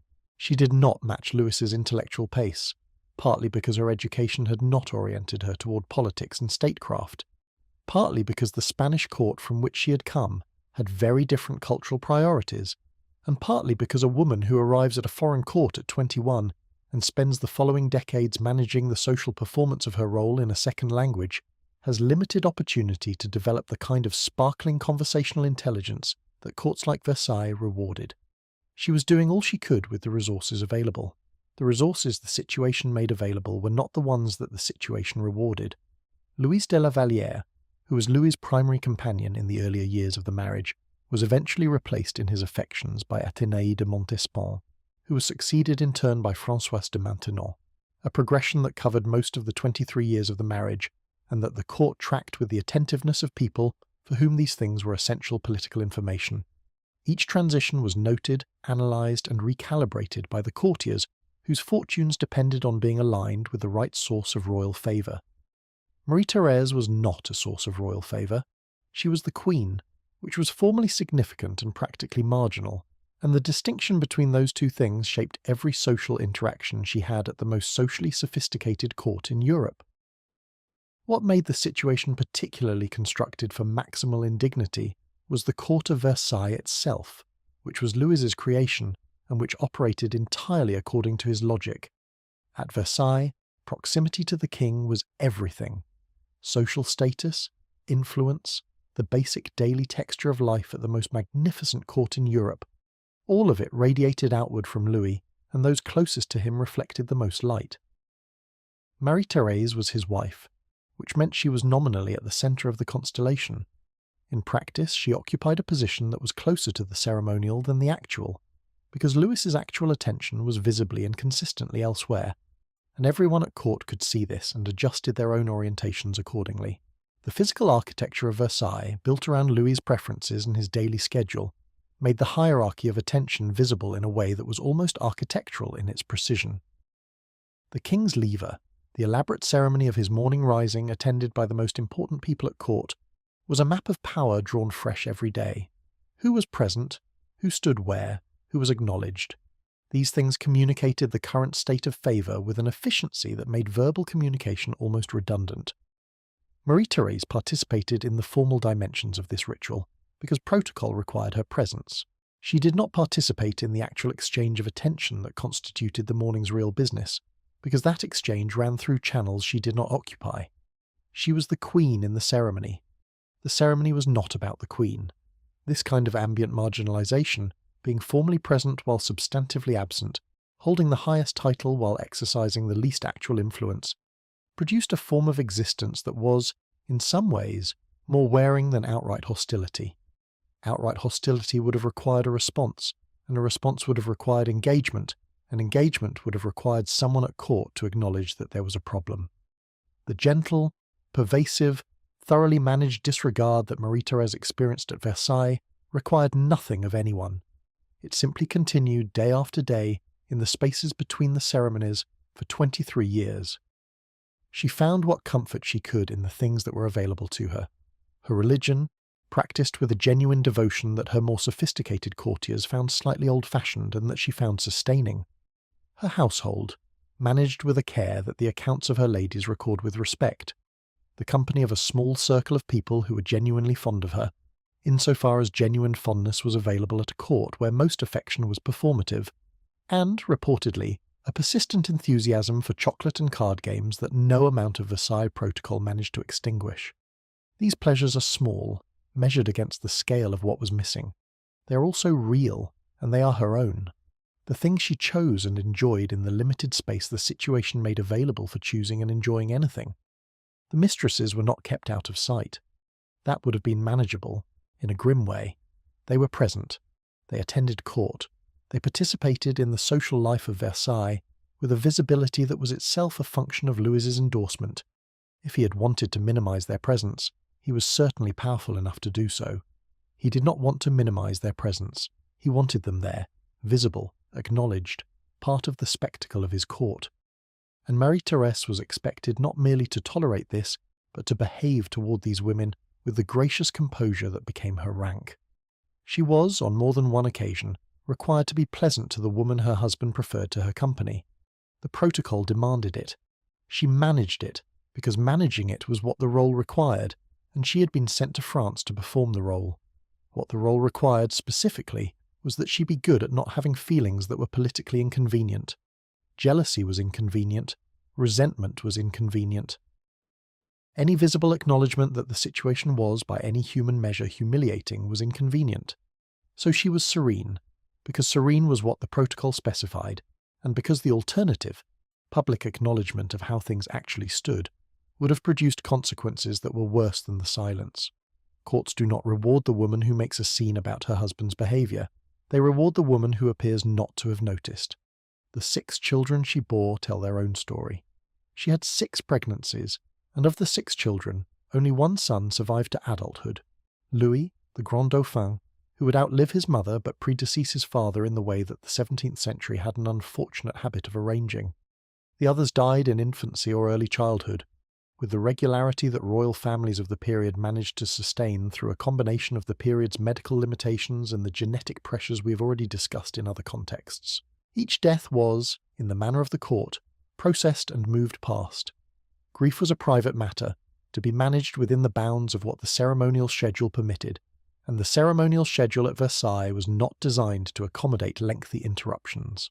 The compound picture, the living children dying one after another, the husband's affections openly bestowed elsewhere, the social life of the court organised entirely around someone else's preferences, the daily experience of being formally present at the centre of things while being substantively absent from anything that mattered, is the picture of a woman who existed, at the most magnificent court in Europe, in a state of systematic emotional deprivation so thorough that it had become invisible. Not invisible because it was hidden, but invisible because no one was looking for it. She was the queen.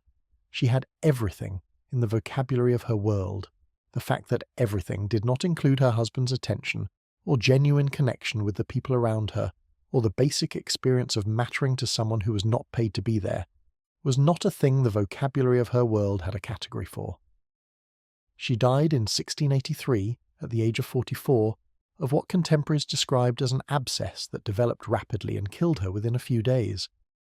Lewis's reported comment on her death, that she had never caused him difficulty in her entire life, was intended as a compliment. It tells you rather more than a compliment usually does. A woman who never causes difficulty is a woman who has suppressed everything that might have caused difficulty. A woman who has suppressed everything for 23 years of a marriage like hers has not had a quiet life. She has had a life organised around the management of things that needed to be managed in silence, without acknowledgement, without the dignity of being recognised as a person who was managing anything at all. Louis had Françoise d'Aubigne, better known as Madame de Maintenon, as a companion by this point, and it was she who reportedly received the news of Marie-Thérèse's death, looked at Louis's reaction, and made the observation that the Queen's death was perhaps the first time she had caused the King any inconvenience. The comment is often quoted because it is extremely pointed, and because it captures, with the precision that sharp observers sometimes achieve, exactly what the 23-year marriage had consisted of from the outside: a woman causing no inconvenience, right up until the moment she caused the inconvenience of dying. Marie-Thérèse and Stephanie, separated by 2 centuries and quite different in their specific circumstances, share a structural position that is worth naming. They were women whose suffering was rendered illegible by the same system that produced it. In Stephanie's case, the harm was physical and causal. Her husband's behaviour damaged her in ways that were documentable, but that the court declined to document. In Marie-Thérèse's case, the harm was relational and atmospheric, not the product of any specific act of cruelty, but of the sustained withdrawal of the basic human acknowledgement that she was a person, rather than a position. Both forms of harm were real. Both were produced by men who were themselves products of a system that had not required them to think of their wives as fully human. Both were managed, by the women involved, with the composed competence that the role demanded. Neither was ever adequately named. Naming them now is not the same as justice, which is not available at this distance, but it is at minimum the acknowledgement that the silence was a choice, not a neutral fact of history, not an inevitable product of the period's limitations, but a choice made by specific people and institutions to look away from specific harms, because looking at them would have been inconvenient. The same choice made over and over again by courts that had every interest in not seeing what was directly in front of them. We have been seeing it in these chapters. It is by this point a recognisable pattern, and patterns are where the real history lives, not in the exceptional dramatic events that get all the attention, but in the repeated structures that operated quietly across centuries, producing the same outcomes in different costumes in different countries in different eras. The husband who harmed his wife and the court that declined to notice. The queen who lost everything while being formally celebrated as someone who had everything. The woman at the centre of the most magnificent arrangement in the world, looking out from the middle of it at a world that was organised entirely around someone else. This is the pattern, and the pattern did not require villainy to sustain itself. It required, far more efficiently than villainy, simply the consistent decision not to ask how she was actually doing. Nobody asked. Everybody assumed the answer was apparent from the surroundings. The surroundings were magnificent. The answer, it turns out, was considerably more complicated than the surroundings suggested. What the pattern also required, and this is worth stating explicitly because it is easy to overlook, was the active cooperation of the women themselves, not in the sense of endorsing their own treatment, but in the sense of performing the role the situation required, which included the performance of contentment. The requirement was not just to endure, but to appear not to be enduring, to smile at the ceremony, to greet the mistress graciously, to attend the banquet and conduct oneself with the composure that became the rank. Stephanie did this, in Vienna, for years. Marie-Thérèse did it, at Versailles, for 2 decades. The performance was the cost of staying, and staying was the only option available. This sustained performance, the daily exhausting labour of appearing to be fine when the situation was anything but, is something that the historical record almost never acknowledges, because the point of the performance was to be invisible. A performance that everyone notices has failed. The women who kept their composure, who never made scenes, who attended their assigned places in the ceremony, with the required expression. These women are recorded in history as having had uneventful lives, because uneventfulness was what the performance was designed to produce. The event, the thing that was actually happening, was inside the performance, invisible to the official record. We see it now because we are looking with different questions. Not what did the court produce, but what did the women inside it experience? Not what did the ceremonies accomplish, but what were the ceremonies costing the people performing them? The answers to these questions are not in the official record. They are in the gaps in the official record, in the letters that were not quite formal enough to suppress the person writing them, in the observations of attendants who noticed things that the courts preferred not to notice. They are, in other words, available to anyone who goes looking, which is ultimately the reason these stories are worth telling at the length we're giving them. Because the looking is overdue, and the stories have been waiting. There is a particular moment in the study of royal history when you begin to notice how consistently the phrase nervous exhaustion appears in the medical and court records of the period, and how consistently it is applied to women rather than men, and how consistently it functions as a category that means everything and nothing simultaneously. Nervous exhaustion covered grief so acute it had become disabling. It covered the kind of sustained anxiety that comes from living for years in a state of constant performance and constant threat. It covered what we would now recognize as severe depression, as eating disorders, as the psychological consequences of trauma that had never been processed, because processing trauma was not something the court environment provided any mechanism for. It was the diagnosis the period reached for when a royal woman's inner life had become too visibly damaged to ignore, and when ignoring it was no longer entirely possible. The treatment it prescribed was, with impressive consistency, rest, which meant in practice a change of scenery, sometimes a spa, occasionally a sanitarium if the situation was serious enough, and a general expectation that the woman in question would pull herself together and return to her duties within a reasonable interval. It was not by any measure we would now apply an adequate response. It was, however, the response available, and understanding why it was inadequate requires understanding what the courts actually believed about mental illness and what they were prepared to do about it, which was, very little, as quietly as possible, and only when the situation had become impossible to manage through normal channels of silence and ceremony. The stigma attached to psychological distress at royal courts was severe, and operated through a logic that was internally consistent, if not particularly compassionate. Mental illness, in the framework of the period, was either a spiritual failure, evidence of insufficient faith, insufficient moral character, insufficient submission to the role God had assigned, or a shameful medical condition analogous to a hereditary physical disease, something to be concealed because its presence reflected badly on the family's stock. Neither framework offered any path toward actual treatment, because actual treatment requires first acknowledging that there is something real to treat. What these courts acknowledged instead was the surface problem. The woman was behaving in ways that were inconvenient, and the inconvenience needed to be managed. Managing the inconvenience was not the same thing as addressing what was producing it. This is the context in which we need to understand the mental health stories of the women in this chapter, not as isolated individual tragedies, but as the predictable output of a system that had been generating the conditions for psychological breakdown while simultaneously providing no legitimate mechanism for addressing the breakdowns it produced.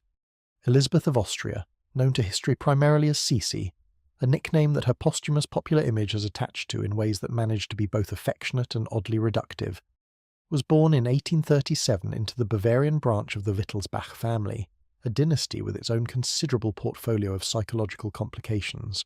She was 16 years old when she married Emperor Franz Joseph I of Austria-Hungary in 1854, and the marriage, which became one of the most analysed and mythologized royal unions in European history, was from the beginning a collision between her specific temperament and everything that the Habsburg imperial court required from the woman at its centre. What her temperament actually was, stripped of the romantic mythology that accumulated around it after her death, was this. She was intensely private, deeply uncomfortable with the ceremonial performance that court life demanded, strongly attached to physical freedom, intellectually curious in ways that the prescribed role of empress had no outlet for, and possessed of an emotional sensitivity that was, in the environment she'd been placed in, something of a liability. She'd been raised in a relatively informal Bavarian setting, with less rigid protocol than the Vienna court, and the transition to the Habsburg establishment, one of the most ceremonially elaborate courts in Europe, presided over by the formidable Archduchess Sophie, her mother-in-law, who had her own very clear ideas about how an empress should conduct herself and who had selected Elizabeth for her son, was a collision that did not resolve smoothly. The eating disorder developed over years, visible in retrospect in the pattern of her recorded weights, her documented dietary practices, the obsessive attention she gave to her measurements and appearance. This was not simple vanity, or if it was partly vanity, it was vanity pressed into service of something else. A need for control in a life where almost nothing was within her actual control, where her schedule was managed, her public appearances were mandatory, her body had been used for the production of children she then saw very little of because Sophie took charge of their upbringing, and her emotional reality was expected to be managed in private and presented to the world as serene contentment. The body, in this context, became the one thing she could actually manage. The management became increasingly extreme over time. By her later years, the contemporaneous records describe a woman consuming almost nothing, measuring her waist with what sounds, from a modern clinical perspective, like compulsion, exercising with an intensity that was described by her attendants with a mixture of admiration and concern. She was doing what people do when the inner reality cannot be addressed directly, finding the thing that can be controlled and controlling it with a thoroughness that compensates for everything that cannot be. The depression, again, not the period's vocabulary, but the closest accurate modern equivalent to what was being described, expressed itself in a persistent and deepening withdrawal from the social world that court life required. She spent increasingly long periods travelling, which was both a genuine preference and a mechanism for being somewhere other than Vienna, somewhere that was not the ceremony and the protocol and the mother-in-law and the husband who was devoted to her in his way, but whose way was primarily expressed through the performance of affection, rather than any particularly deep understanding of what she was actually experiencing. Franz Joseph loved Sisi in the manner of a man who had decided she was the person he loved, and who maintained that decision with considerable loyalty through circumstances that would have tested a less committed devotion. What he was less equipped to do was understand her, and what she needed, more than loyalty, was to be understood. The children she lost hit differently at different times and in different ways. Her youngest daughter, Marie-Valerie, became eventually the child she was most connected to, partly because by the time Marie-Valerie was born, Sisi had managed to wrest sufficient control of the situation to be actually present in her upbringing. But the earlier losses, the death of her daughter Sophie, who died in infancy in 1857, so soon after birth that the grief had barely time to attach before it had to be formally managed into the appropriate ceremonial shape, and the death of her son Rudolf at Mayerling in 1889. Yes, the same Rudolf who was Stephanie's husband.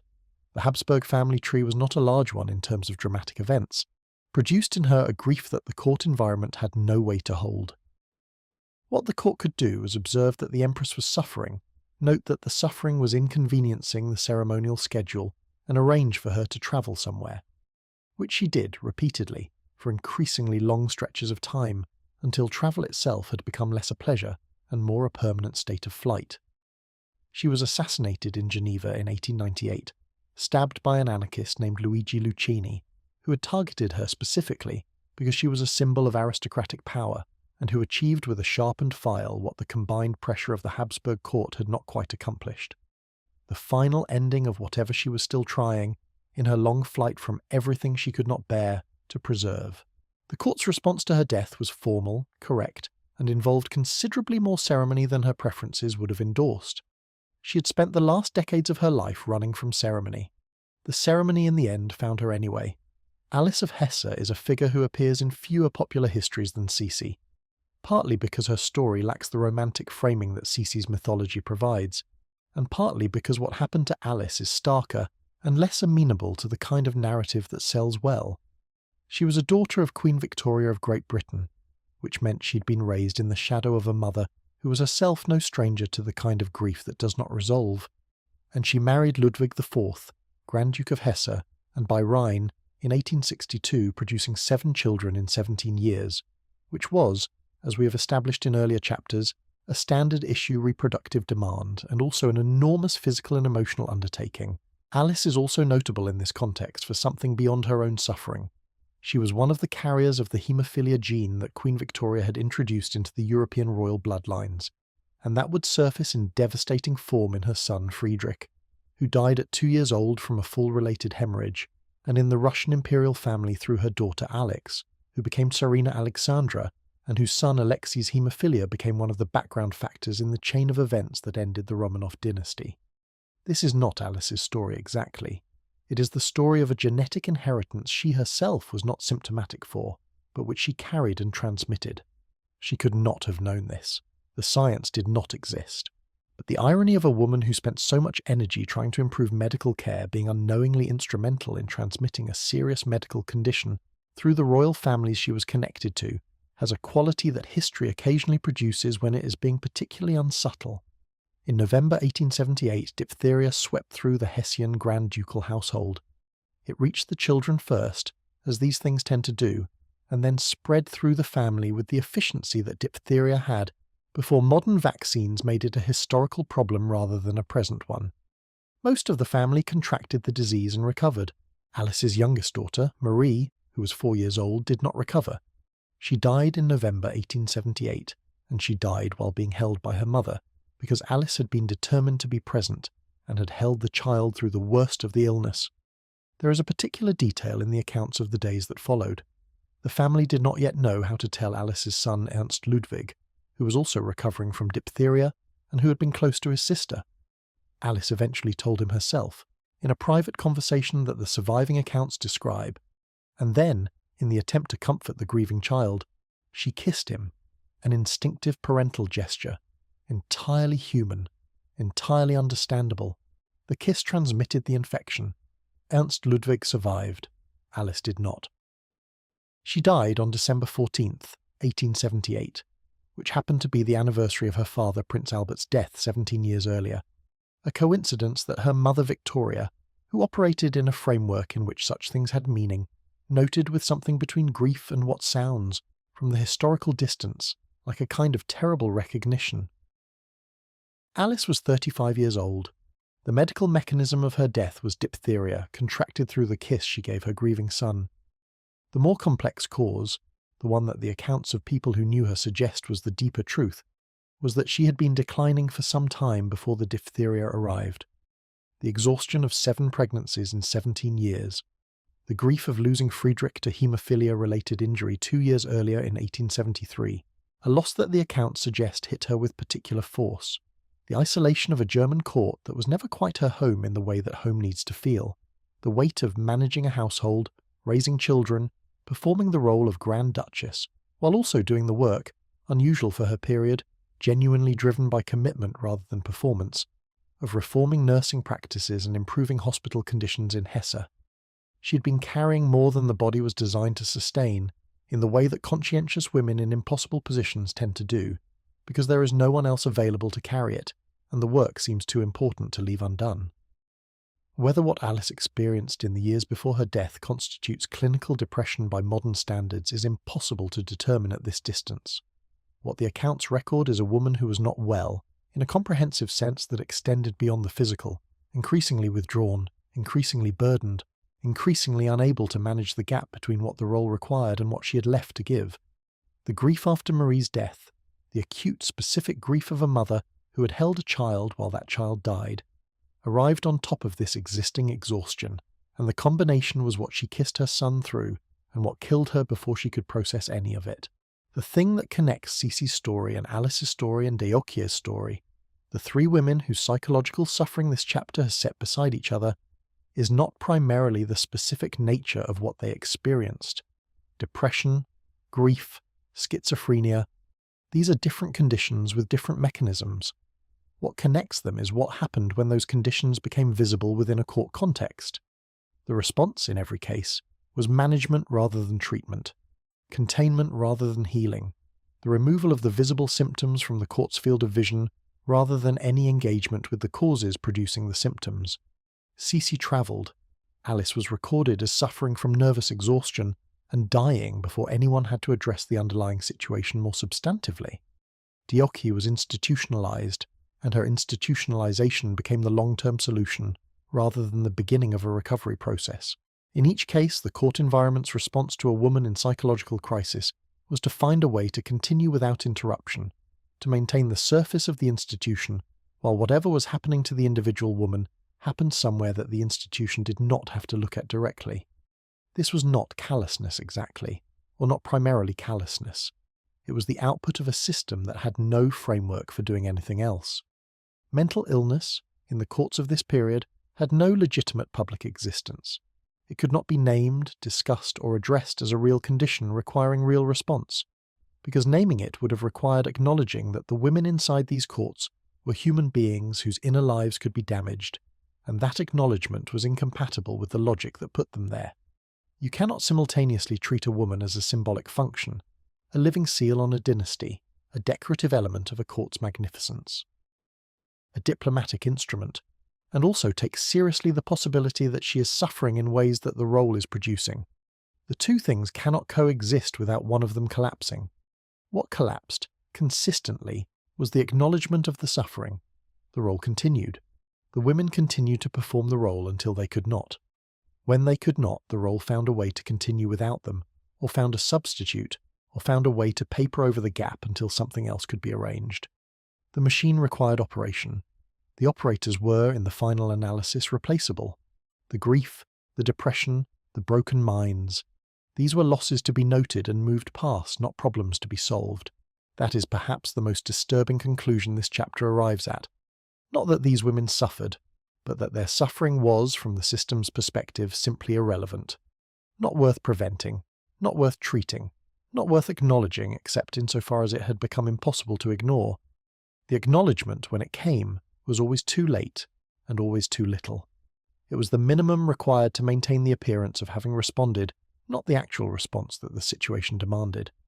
Now, from the minds that the system broke, let us turn to the bodies it built, or more precisely to the bodies it built wrong, through the specific genetic catastrophe that the Habsburgs managed to produce over 2 centuries of the most enthusiastic close family marriage in European history. Because the story of Habsburg inbreeding is, in its own way, one of the most extraordinary examples in the historical record of what happens when a system pursues its own internal logic, with complete disregard for the evidence accumulating around it, and keeps doing so even as the evidence becomes difficult to ignore. The Habsburg approach to marriage was, at its core, an insurance policy. If you married your children and your cousins' children and your nieces and nephews back into the family, you kept the territory consolidated, the alliances internal, the blood pure. Purity of blood was not merely a social preference. It had theological dimensions, dynastic logic, a whole architecture of justification that had been constructed over generations, and that was, within its own framework, entirely coherent. The problem was that the framework's internal coherence bore no relationship to what genetics was actually doing to the people inside it. The relevant biology, which the Habsburg era did not have the conceptual tools to understand, is this. When closely related individuals reproduce, the probability that recessive genetic traits, including harmful ones, will be expressed in the offspring increases dramatically. Recessive conditions that might remain dormant across many generations in an outbred population surface when the same versions of a gene are inherited from both parents. The closer the family relationship, the higher the probability of matching harmful variants. Repeat this process over enough generations, as the Habsburgs did, and the accumulation of expressed harmful traits becomes not a risk, but a near certainty. A modern genetic analysis published in the 21st century calculated the inbreeding coefficients of the Spanish Habsburg line across several generations, and found that by the time of Carlos II, the coefficient was higher than that which would result from a sibling marriage, meaning that his genetic material was more compressed than if his own parents had been siblings, because the accumulated effect of generations of cousin and uncle-niece marriages had been more thorough than any single close family union could achieve. This is not a natural outcome. It was a constructed one, built marriage by marriage over 2 centuries, by people who believed they were preserving something precious, and who were, in fact, systematically dismantling the genetic diversity that biological health depends on. The jaw was the most visible symptom, but it was far from the only one. The Habsburg medical records, such as they are for this period, show a consistent pattern of conditions associated with immune deficiency, hormonal irregularity, developmental delays, and reproductive difficulty. The recurring miscarriages and infant deaths that punctuate the dynasty's reproductive history, which we have already noted in Margaret Theresa's case, were not bad luck distributed randomly across the family. They clustered in ways that are consistent with genetic causes, the same conditions being expressed in slightly different configurations across different individuals who shared the same underlying genetic compromises. The famous Habsburg jaw, the prognathism that made the lower jaw project significantly beyond the upper, visible in portrait after portrait across 2 centuries of Habsburg royalty, was an early and highly visible expression of this process. It was so consistent across the family that contemporaries commented on it as a defining characteristic, which it was, a heritable trait that became increasingly pronounced with each generation of close family marriage, because the gene variants producing it were being reinforced rather than diluted. The portraits of the later Habsburgs showed jaws of increasingly architectural ambition. The portraits of Carlos II of Spain, who was the dynasty's final Spanish product, show a jaw of such remarkable projection that it affected his ability to eat and speak. Whether his court artists were painting what they saw or what they were diplomatically required to see is a question the portraits do not fully resolve, but even the diplomatic versions are striking. Carlos II is, in the context of this history, the extreme case, the human result at the end of the inbreeding trajectory, the body that resulted from 2 centuries of the policy running at full application. He was born in 1661, the son of Philip IV of Spain and his niece Mariana of Austria, and the family tree he descended from was less a tree than a diagram of loops. His great-great-grandmother appeared in his ancestry no fewer than 14 times. He was physically fragile from birth, delayed in his development, unable to walk until the age of 4, unable to speak intelligibly until considerably later. He suffered throughout his life from a range of conditions that modern genetic analysis suggests included a combination of hormonal deficiencies and immune system disorders, all of which were expressed through the compression of genetic diversity that his ancestry had produced. He was also naturally king, because the succession was the succession, and Carlos II was what the succession produced, and the alternative, acknowledging that the system had generated a king who was not capable of performing the basic functions of kingship, was not something the system knew how to process. So he was king, and he was managed, and the management became increasingly elaborate as his physical and mental condition made the ordinary functions of monarchy progressively less accessible to him. 2 marriages produced no surviving children, which was, given the genetic circumstances, not surprising. The Spanish Habsburg line ended with him in 1700, when he died at 38, which was, given what his body had been dealing with since birth, not an early death in the way that most early deaths in this series are early. It was the completion of a trajectory that had been set in motion long before he was born, and that he had no power whatsoever to alter. But the story we're following in this chapter is less about Carlos II himself, and more about what the system did to the women who were inside it, the princesses who were, generation after generation, sent into and out of the Habsburg dynastic machinery, who were processed through its reproductive demands, and whose bodies bore the compounded genetic burden of the dynasty's marriage policy, in ways that intersected with everything else the system was doing to them. The women who were married into the Habsburgs from outside, the non-Habsburg brides brought in to add variety, though not nearly enough variety to significantly alter the genetic trajectory, faced their own dimension of this. They were inheriting a situation created by decisions made by people generations before them, entering a dynasty that was already showing the signs of its own genetic accumulation, and being expected to produce healthy children in a context where the genetic material available for those children to inherit was increasingly compromised. When pregnancies failed, when children were born with difficulties, when the pattern of early death continued across generation after generation, these were not random bad luck. They were the predictable output of a policy, playing out in the bodies of specific women and specific children who had not chosen the policy and who had no mechanism for objecting to it. This is, in some ways, the most complete expression of what we have been tracing across this entire series, a system so committed to its own logic that it continued to operate according to that logic even as the evidence of its consequences became unavoidable. The Habsburg marriage policy was producing exactly the outcomes you would expect it to produce, from a genetic standpoint, by the mid-17th century. The portraits showed it, the death records showed it, the increasing medical complexity of each generation showed it, and the policy continued, because the policy was not evaluated against the evidence of what it was doing to the people inside it. It was evaluated against the logic that had always justified it, the logic of blood, of dynasty, of the consolidation of power through family, and within that logic it continued to make sense, even as it continued to kill people. The princesses of this system were not victims of a natural disaster. They were victims of a man-made one, a policy, sustained over centuries by the deliberate choices of people who had the power to make different choices, that produced damaged bodies and difficult lives and early deaths with the consistency of any well-maintained machine. The machine's output was what the machine was designed to produce. What it was not designed to consider was the cost. The cost was carried, as costs in these systems always are, by the people with the least power to refuse it. The women and the children who could not opt out of the genetic inheritance the dynasty had been building for them, generation by patient generation, since before any of them were born. There is a particular cruelty in this that is worth naming separately from the cruelties we have examined in previous chapters. The cruelty of the hostile mother-in-law, the indifferent husband, the court that turns its face away. These are cruelties imposed by identifiable people making identifiable choices. The cruelty of hereditary genetic damage is something different. It is a cruelty built into the body before the person arrives, written into the cells before there is yet a person to object to it. The woman born into the Habsburg dynasty in the 17th century carried, before she'd done anything, before she had made any choice, before she had any understanding of what biology was or what inheritance meant, a body that had been shaped by the choices of everyone who had come before her. She was the recipient of consequences she had not created. She bore the cost of decisions made by people who were dead before she was born.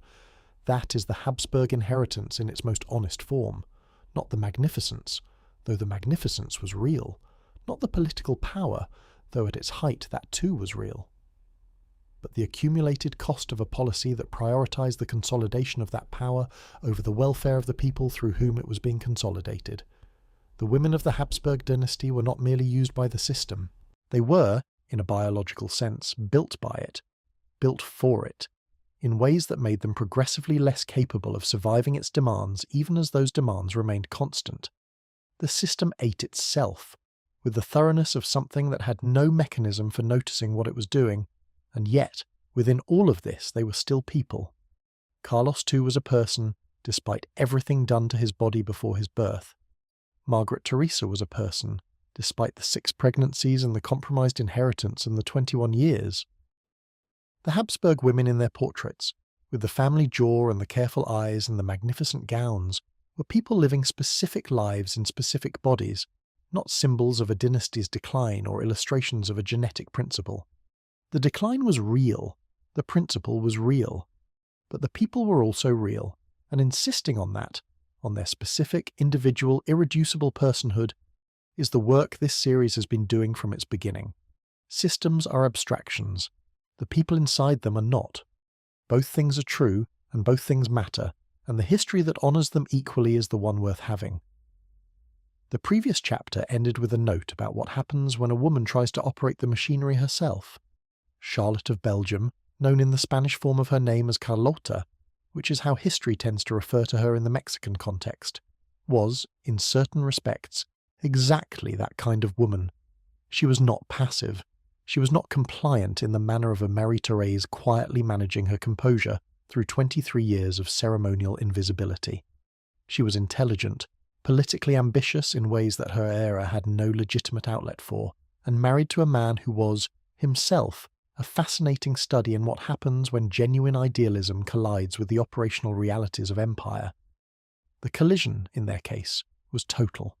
It destroyed him completely and her almost completely, and the almost is the part that requires the most attention, because 60 years of almost is its own particular category of devastation. She was born in 1840, the daughter of King Leopold I of Belgium, the same Leopold whose daughter Stephanie would later marry Crown Prince Rudolf of Austria-Hungary, a family whose connections to misery were apparently something of a specialization. Charlotte was by all accounts exceptionally well educated for a woman of her period and background, fluent in multiple languages, genuinely interested in politics and statecraft, and possessed of the kind of intellectual energy that had very few constructive outlets in the mid-19th century for a woman of royal birth. The role available to her was the role available to all women of her class: marriage, household, children, the ceremonial performance of an identity defined entirely by her husband's position. She married Maximilian of Austria in 1857 when she was 17 and he was 25, and the match had everything the period considered appropriate: family, rank, mutual attraction, along with the specific quality of two intelligent, ambitious people finding in each other a partner whose capacities seemed, at the outset, to match their own. Maximilian was the younger brother of Emperor Franz Joseph I of Austria-Hungary, which meant he was Habsburg by birth and imperial by training, but without the inheritance that would have given those qualities direct operational purpose in Europe. He had been viceroy of Lombardy-Venetia, which he had governed with what his contemporaries described as genuine liberal instincts. Too liberal, eventually, for Franz Joseph's comfort, which led to his removal from that post with the diplomatic smoothness that the Habsburgs applied to inconvenient situations.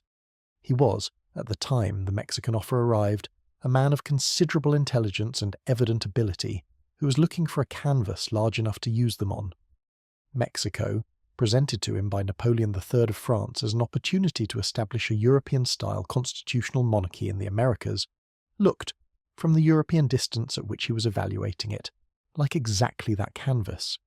It was not, as things turned out, anything like that canvas, but the distance was doing considerable work in those early assessments.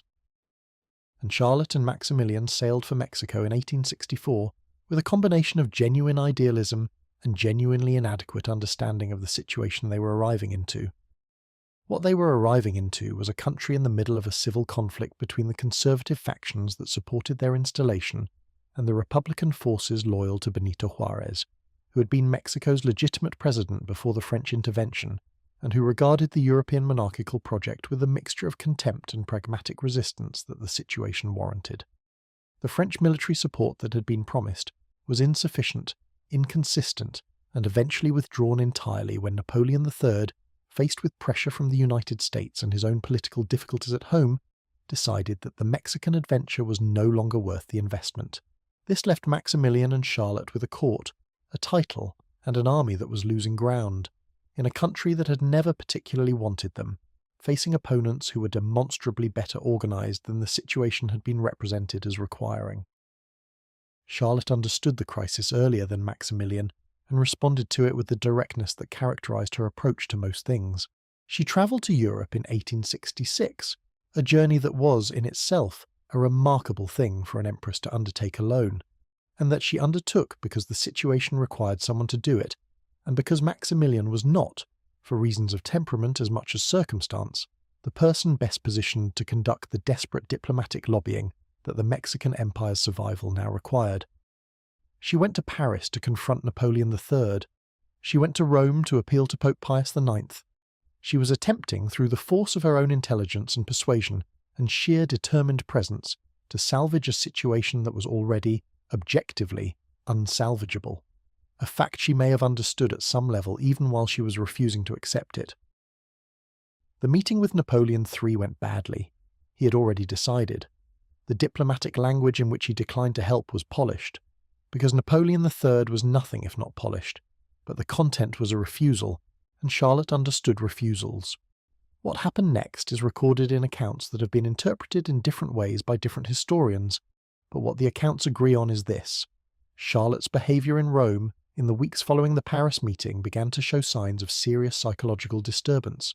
She was convinced that people were trying to poison her. She refused food and drink that came from unknown sources. She had an episode in the Vatican in which she drank water from a fountain because she believed it was the only liquid safe from contamination, and she reportedly refused to leave, which created a diplomatic situation of a kind the Vatican had not previously encountered. She had to be removed from Rome, gently and with considerable diplomatic delicacy, by people who were managing the public presentation of the situation with the awareness that an empress losing her grip on reality was not information that the relevant courts needed to receive in undignified form. She never returned to Mexico. She never saw Maximilian again. He was captured by Juarez's forces in 1867, court-martialed with the efficiency that the Republican government applied to the matter of foreign-backed monarchs, and shot on June 19, 1867, at the Hill of Bells outside Querétaro. He was 34 years old. Charlotte, in Belgium by then, in the care of her family, received the news in the condition she was in, which was not a condition in which news of this kind could be processed in any normal way. Whether she fully understood what had happened to her husband, whether the information penetrated the psychological state she had entered, is something the accounts of that period cannot resolve with certainty. What the accounts do record is that the news arrived in a household that was already managing a crisis, and that the crisis deepened after it. The question of what Charlotte actually believed about her situation across the following decades is one that the historical record cannot answer definitively, and it is a question that matters in ways that go beyond clinical interest. There are accounts suggesting that for significant periods she believed Maximilian was still alive, that the Mexican project was ongoing, that the situation was temporary and would resolve into a return to the life they had been building.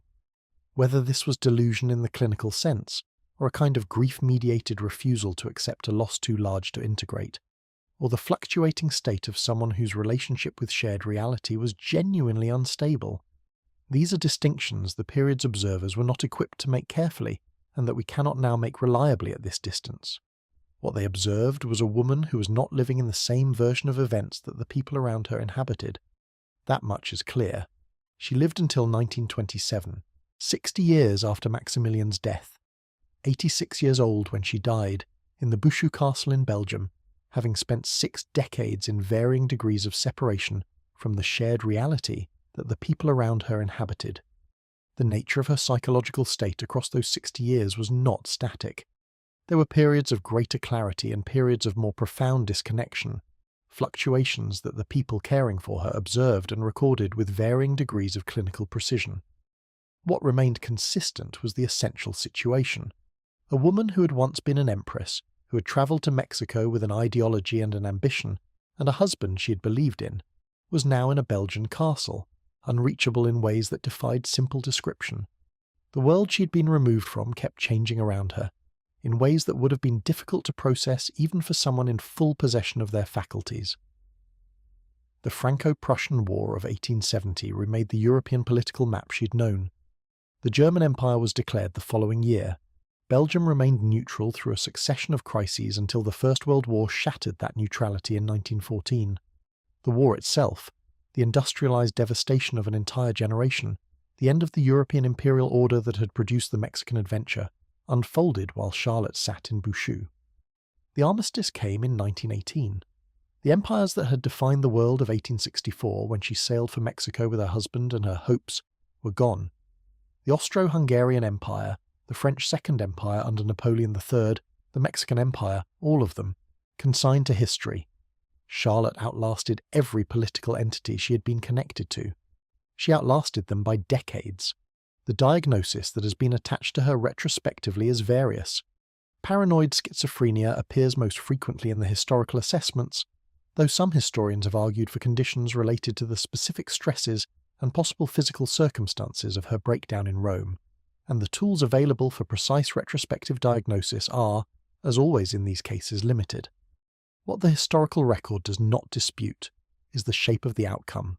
A brilliant, capable, politically sophisticated woman who had tried, in the specific and limited way available to a woman of her period, to exercise real influence over events that mattered, had been destroyed by the failure of those events, and had spent the rest of her extremely long life somewhere that was not quite the world that other people occupied. There is something quietly devastating about the long arithmetic of her situation. She was 26 years old when she broke down in Rome. She was 86 when she died. That means she spent 60 years, more than twice the length of her entire life up to that point, in the aftermath of a collapse that had occurred before she reached 30. The person she had been for 26 years produced the person who would exist for 60 more. That ratio, that disproportion, is the thing that gives Charlotte's story its particular quality of sustained sadness. Not the drama of the breakdown, which was genuinely dramatic, but the long, quiet Belgian decades that followed it, in which the drama had ended and the person remained, suspended in a version of existence that bore no relationship to what either she or anyone who had known her could have anticipated. The 60 years are the element of this story that most resists easy processing. 10 years of incapacity following a catastrophic loss would be a comprehensible tragedy. 20 years would be terrible. 60 years is something that does not have a ready emotional category.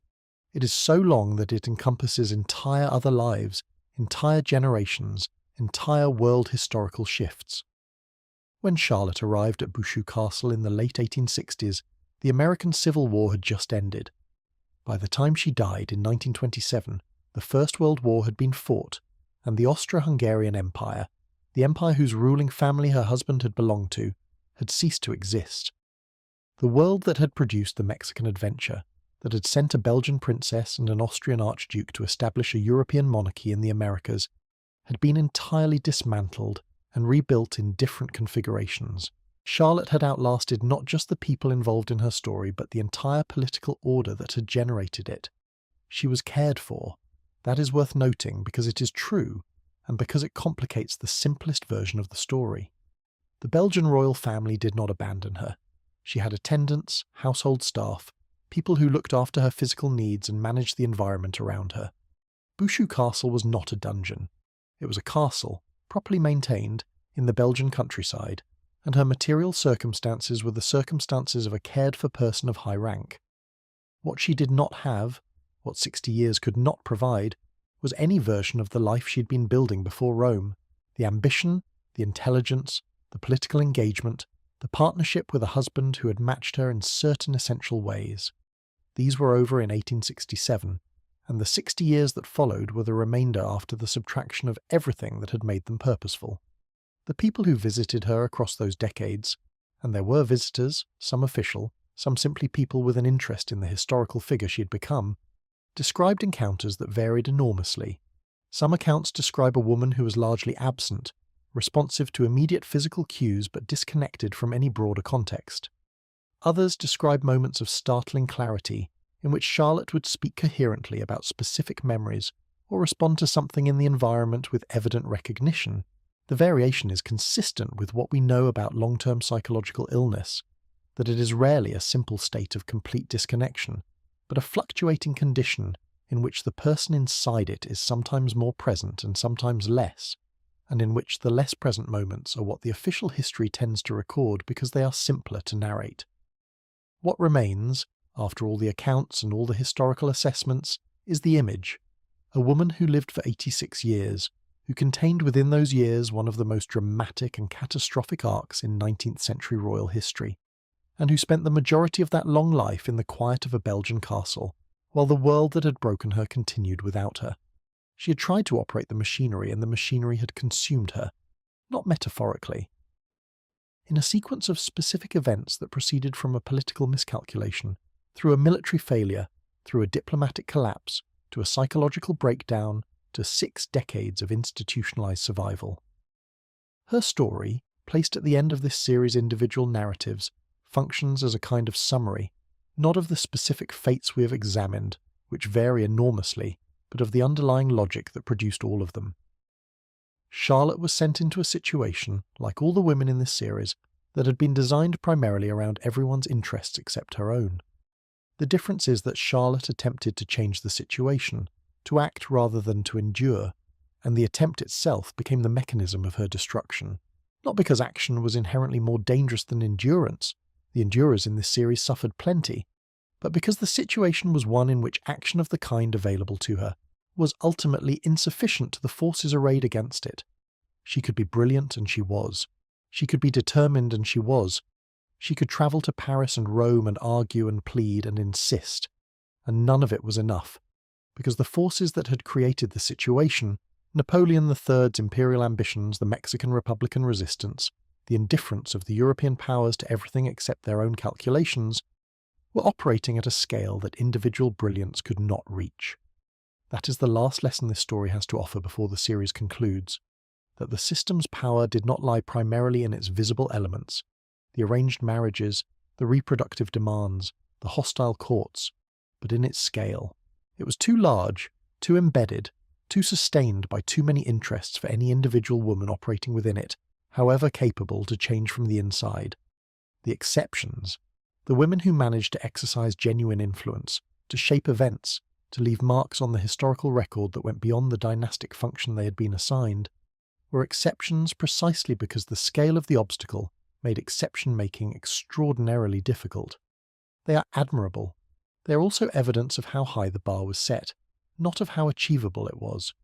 For every woman in this history who managed to navigate the machinery on her own terms, There were dozens whose names we do not know, who were processed and discharged and forgotten, who endured and declined and died without ever making the historical record in any form that survives. They are the invisible majority of this story, and they deserve acknowledgement, even though acknowledgement is, for most of them, the most we can now offer. Now the series has arrived at the place where all the threads need to be held together, and the question that has been running beneath every chapter needs to be addressed directly. What finally is the point of all this? What are these stories for? There is a version of this question that is answered too quickly and too easily, with the obvious observations: these things happened, they were unjust, we have progressed. This version is not wrong exactly, but it is insufficient because it allows the past to be filed away as a completed problem rather than examined as a living legacy. The systems that produced the women in this series did not vanish in a single historical moment. They changed, gradually, unevenly, with enormous resistance from the people who benefited from them. Some of their core logic is still visible, in altered forms, in the present. The version that files them away is the comfortable version. The honest version requires more. What do these stories actually tell us, examined carefully and without the softening filter of historical distance? They tell us, first, that power and welfare are not the same thing, and that the conflation of the two has produced enormous suffering across human history. The women in these chapters were, formerly, among the most powerful human beings of their eras. They held titles that commanded deference, occupied positions that entire diplomatic systems had been constructed to service, lived in circumstances of material splendour that the vast majority of their contemporaries could not have imagined. And many of them were, behind all of that, profoundly and systematically without power over the things that actually mattered: their own bodies, their own choices, their own relationships, the basic conditions of their daily existence. The crown and the cage were not opposites. They were the same object, viewed from different angles. They tell us, second, that systems cause harm not primarily through the malice of the individuals inside them, but through the indifference those systems encode. The people who arranged these women's lives were not, as a rule, trying to cause suffering. They were following logic, dynastic logic, political logic, diplomatic logic, that had been refined over generations and that had an internal coherence making it feel, to the people operating within it, like simple common sense. The harm it caused was a byproduct, not a goal, and byproducts are the hardest category of harm to address, because they do not require anyone to intend them. They simply accumulate quietly in the lives of the people the system is not designed to consider. They tell us, third, that silence is a structural feature of oppressive systems, not an accident. The voices of the women in this series were silenced through a range of mechanisms, formal and informal, deliberate and habitual, because their voices, if fully expressed, would have been inconvenient for the systems that relied on their compliance. The letters were screened, the diaries were burned, the historical record was maintained by the same courts and dynasties whose behaviour the missing voices would have described. The gap in the archive is not neutral. It is the shape of a choice, made repeatedly, by people who understood that the story could be managed if the storytellers were managed first. What we are doing in recovering these stories, in reading the letters that survived and the accounts that slipped through, and the medical records that reveal what the official narratives concealed, is exactly the work that the systems in question were designed to prevent. We are hearing, across several centuries of enforced silence, something like the actual texture of these lives. Not the full picture. The full picture is unrecoverable, and honesty requires acknowledging that. But enough of the picture to see the shape of what was there, and to recognize it as human, as specific, as mattering. There is a question worth asking near the end of all of this, that is more uncomfortable than the historical questions. How much has actually changed? The honest answer is considerably, and not enough. Considerably, because the specific mechanisms we have examined, the arranged marriages negotiated without female consent, the legal ownership of women's bodies by their husbands, the absence of reproductive rights, the erasure from the historical record, have been substantially dismantled in most of the world through centuries of advocacy and resistance and slow institutional change. The women reading or listening to these stories have access to legal protections and social frameworks that the women inside the stories could not have imagined. That is genuine progress, and it should not be minimized. Not enough, because the underlying logic, the logic that places other people's interests above women's welfare, that treats women's bodies as resources to be managed, that erases women's voices from the record of their own lives, that confuses formal status with actual agency, persists in forms that are different from the 17th century in their mechanisms and continuous with it in their essential character. The specific cruelties have changed shape. The shape changing does not make them new. Consider for a moment how many of the specific dynamics in these stories remain recognizable in contemporary form. The expectation that women perform contentment they do not feel, that they manage the appearance of their inner lives in service of the social expectations around them, has not been abolished. It has been renamed and relocated, operating through different social pressures rather than court protocol, but present in ways that are not difficult to identify if you're looking for them. The treatment of women's bodies as instruments of institutional or family or political interest, subject to management by people other than the women themselves. This debate is ongoing, actively, in legislatures and courtrooms in the present day. The erasure of women's experiences from the historical and institutional record, the way that women's testimony is received, weighted, and preserved differently from men's, is a documented contemporary phenomenon, not merely a historical one. None of this is to say that the present is the past. It is not. The distance between the situation of a 16th century princess sent across a border to marry a stranger at 16, and the situation of a contemporary woman is genuinely enormous, and the political and legal work that created that distance was real work done by real people over real time and deserves to be acknowledged as what it was, one of the more significant achievements in the history of human rights. But the distance is not infinite, and the direction of travel has not been consistently forward, and the logic that produced the systems we've been examining has not been fully named or fully dismantled in any society that currently exists. What naming it might accomplish is worth considering. Not just historical naming, the acknowledgement that these specific things happen to these specific people in these specific centuries, but conceptual naming, the identification of the logic itself, the logic that treats human beings as functions, that manages welfare in service of institution, that encodes the suppression of voice into the architecture of systems that present themselves as serving the people inside them. Named clearly, that logic is recognizable across contexts. It does not always wear royal costume. It does not require dynasties or courts to operate. It requires only the consistent prioritization of institutional interests over individual welfare, combined with the systematic discouragement of the voices that might otherwise identify the cost. The women in this series identified the cost. They identified it privately, in letters and diaries and the observations of people who knew them well enough to see what the official record was designed not to show. The cost was real. It accumulated across their specific individual lives with the consistency of something operating according to a logic, not randomly distributing misfortune. Sophia Dorothea's 32 years in Alden, Margaret Theresa's 6 pregnancies and 21 years, Elizabeth of Austria's 2 years in Krakow and her death at 18, Deoki's 37 years in Japan and her return to a country she no longer recognized, Stephanie's infertility at 22 and her years at a court that had no further use for her, Marie-Thérèse's 23 years at Versailles, never quite visible enough to be seen, Alice's 35 years and the kiss that killed her, Charlotte's 60 years in the Belgian castle, Cece's endless flight that ended with a sharpened file in Geneva.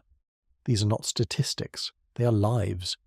The accumulation of them is not a pattern only in the analytical sense, it is a pattern in the human sense, the sense in which similar things happening to similar people, in similar circumstances across similar eras, is recognizable as a structure rather than a coincidence. The structure was real, it was built and maintained by real choices, and it produced these outcomes with the reliability of anything built to produce particular outcomes. Holding that clearly, not sentimentally, not with the clean moral resolution that stories are sometimes pressed to provide, but clearly, is what these women deserve from the history that comes after them. Not pity, which is too condescending, not celebration, which would be too tidy, recognition, the acknowledgement that they were here, that what happened to them was real, that it mattered, and that the honest accounting of it is worth the effort it requires. That effort is what this series has been. It ends here, on the specific note that it began on, the question of whether the crown was a privilege or a sentence. The answer, having looked at it carefully, is that for many of the women who wore it, it was both, and that the privilege was visible to everyone and the sentence was visible to almost no one, which is, in the end, the most precise description of what the system was designed to achieve. They wore the crowns. The crowns were real. And so were they. The women in this series were not victims of history in the sense of being helpless before it. They were people operating within the specific constraints that their historical moment imposed, making the choices available to them, enduring what they could not avoid, and sometimes finding ways, small ways, fragile ways, but real ways, to insist on their own existence in spite of everything the system deployed against it. Sophia Dorothea writing letters from Alden, Cece travelling endlessly towards something that was not quite findable, but that was, unmistakably, an expression of the self that the Vienna court had tried to manage out of existence. Charlotte sailing to Mexico on a project that was doomed, but that was also, in its way, a refusal to simply be decorative. Alice kissing her grieving son not because she calculated the risk, but because he needed comfort and she was his mother. These are not grand gestures. They are human ones. And the fact that the historical record has, for most of the intervening centuries, found these gestures less interesting than the political arrangements they were made within is itself a measure of what the record was designed to preserve and what it was designed to discard. The political arrangements are what the archive was built to document. The human gestures are what we're here to recover. The women wore the crowns. The crowns did not define them. Underneath the ceremony and the protocol and the diplomatic function, they were people, specific, particular, irreducible people, with inner lives as complex as anyone else's, in circumstances that demanded far more than anyone should be asked to give. They gave it anyway, most of them, because they had no alternative and because the alternative was worse, and they gave it in ways that the official history barely registered and that we are only now, centuries too late, beginning to look at with the seriousness they deserve.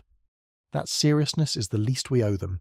It is not enough, but it is what we have, and it is real, and in the long reckoning of history, which is always incomplete, always partial, always finding things it missed the first time through, it is where the honest work begins. The crowns were beautiful. The lives they contained were complicated, painful, resilient, and human. And the human parts, the parts that the crowns obscured, those are the parts that were always worth the most, and worth looking at now, carefully and without flinching, because they were there all along. That's all for tonight. Sleep well, and maybe spare a thought for the women history forgot to thank.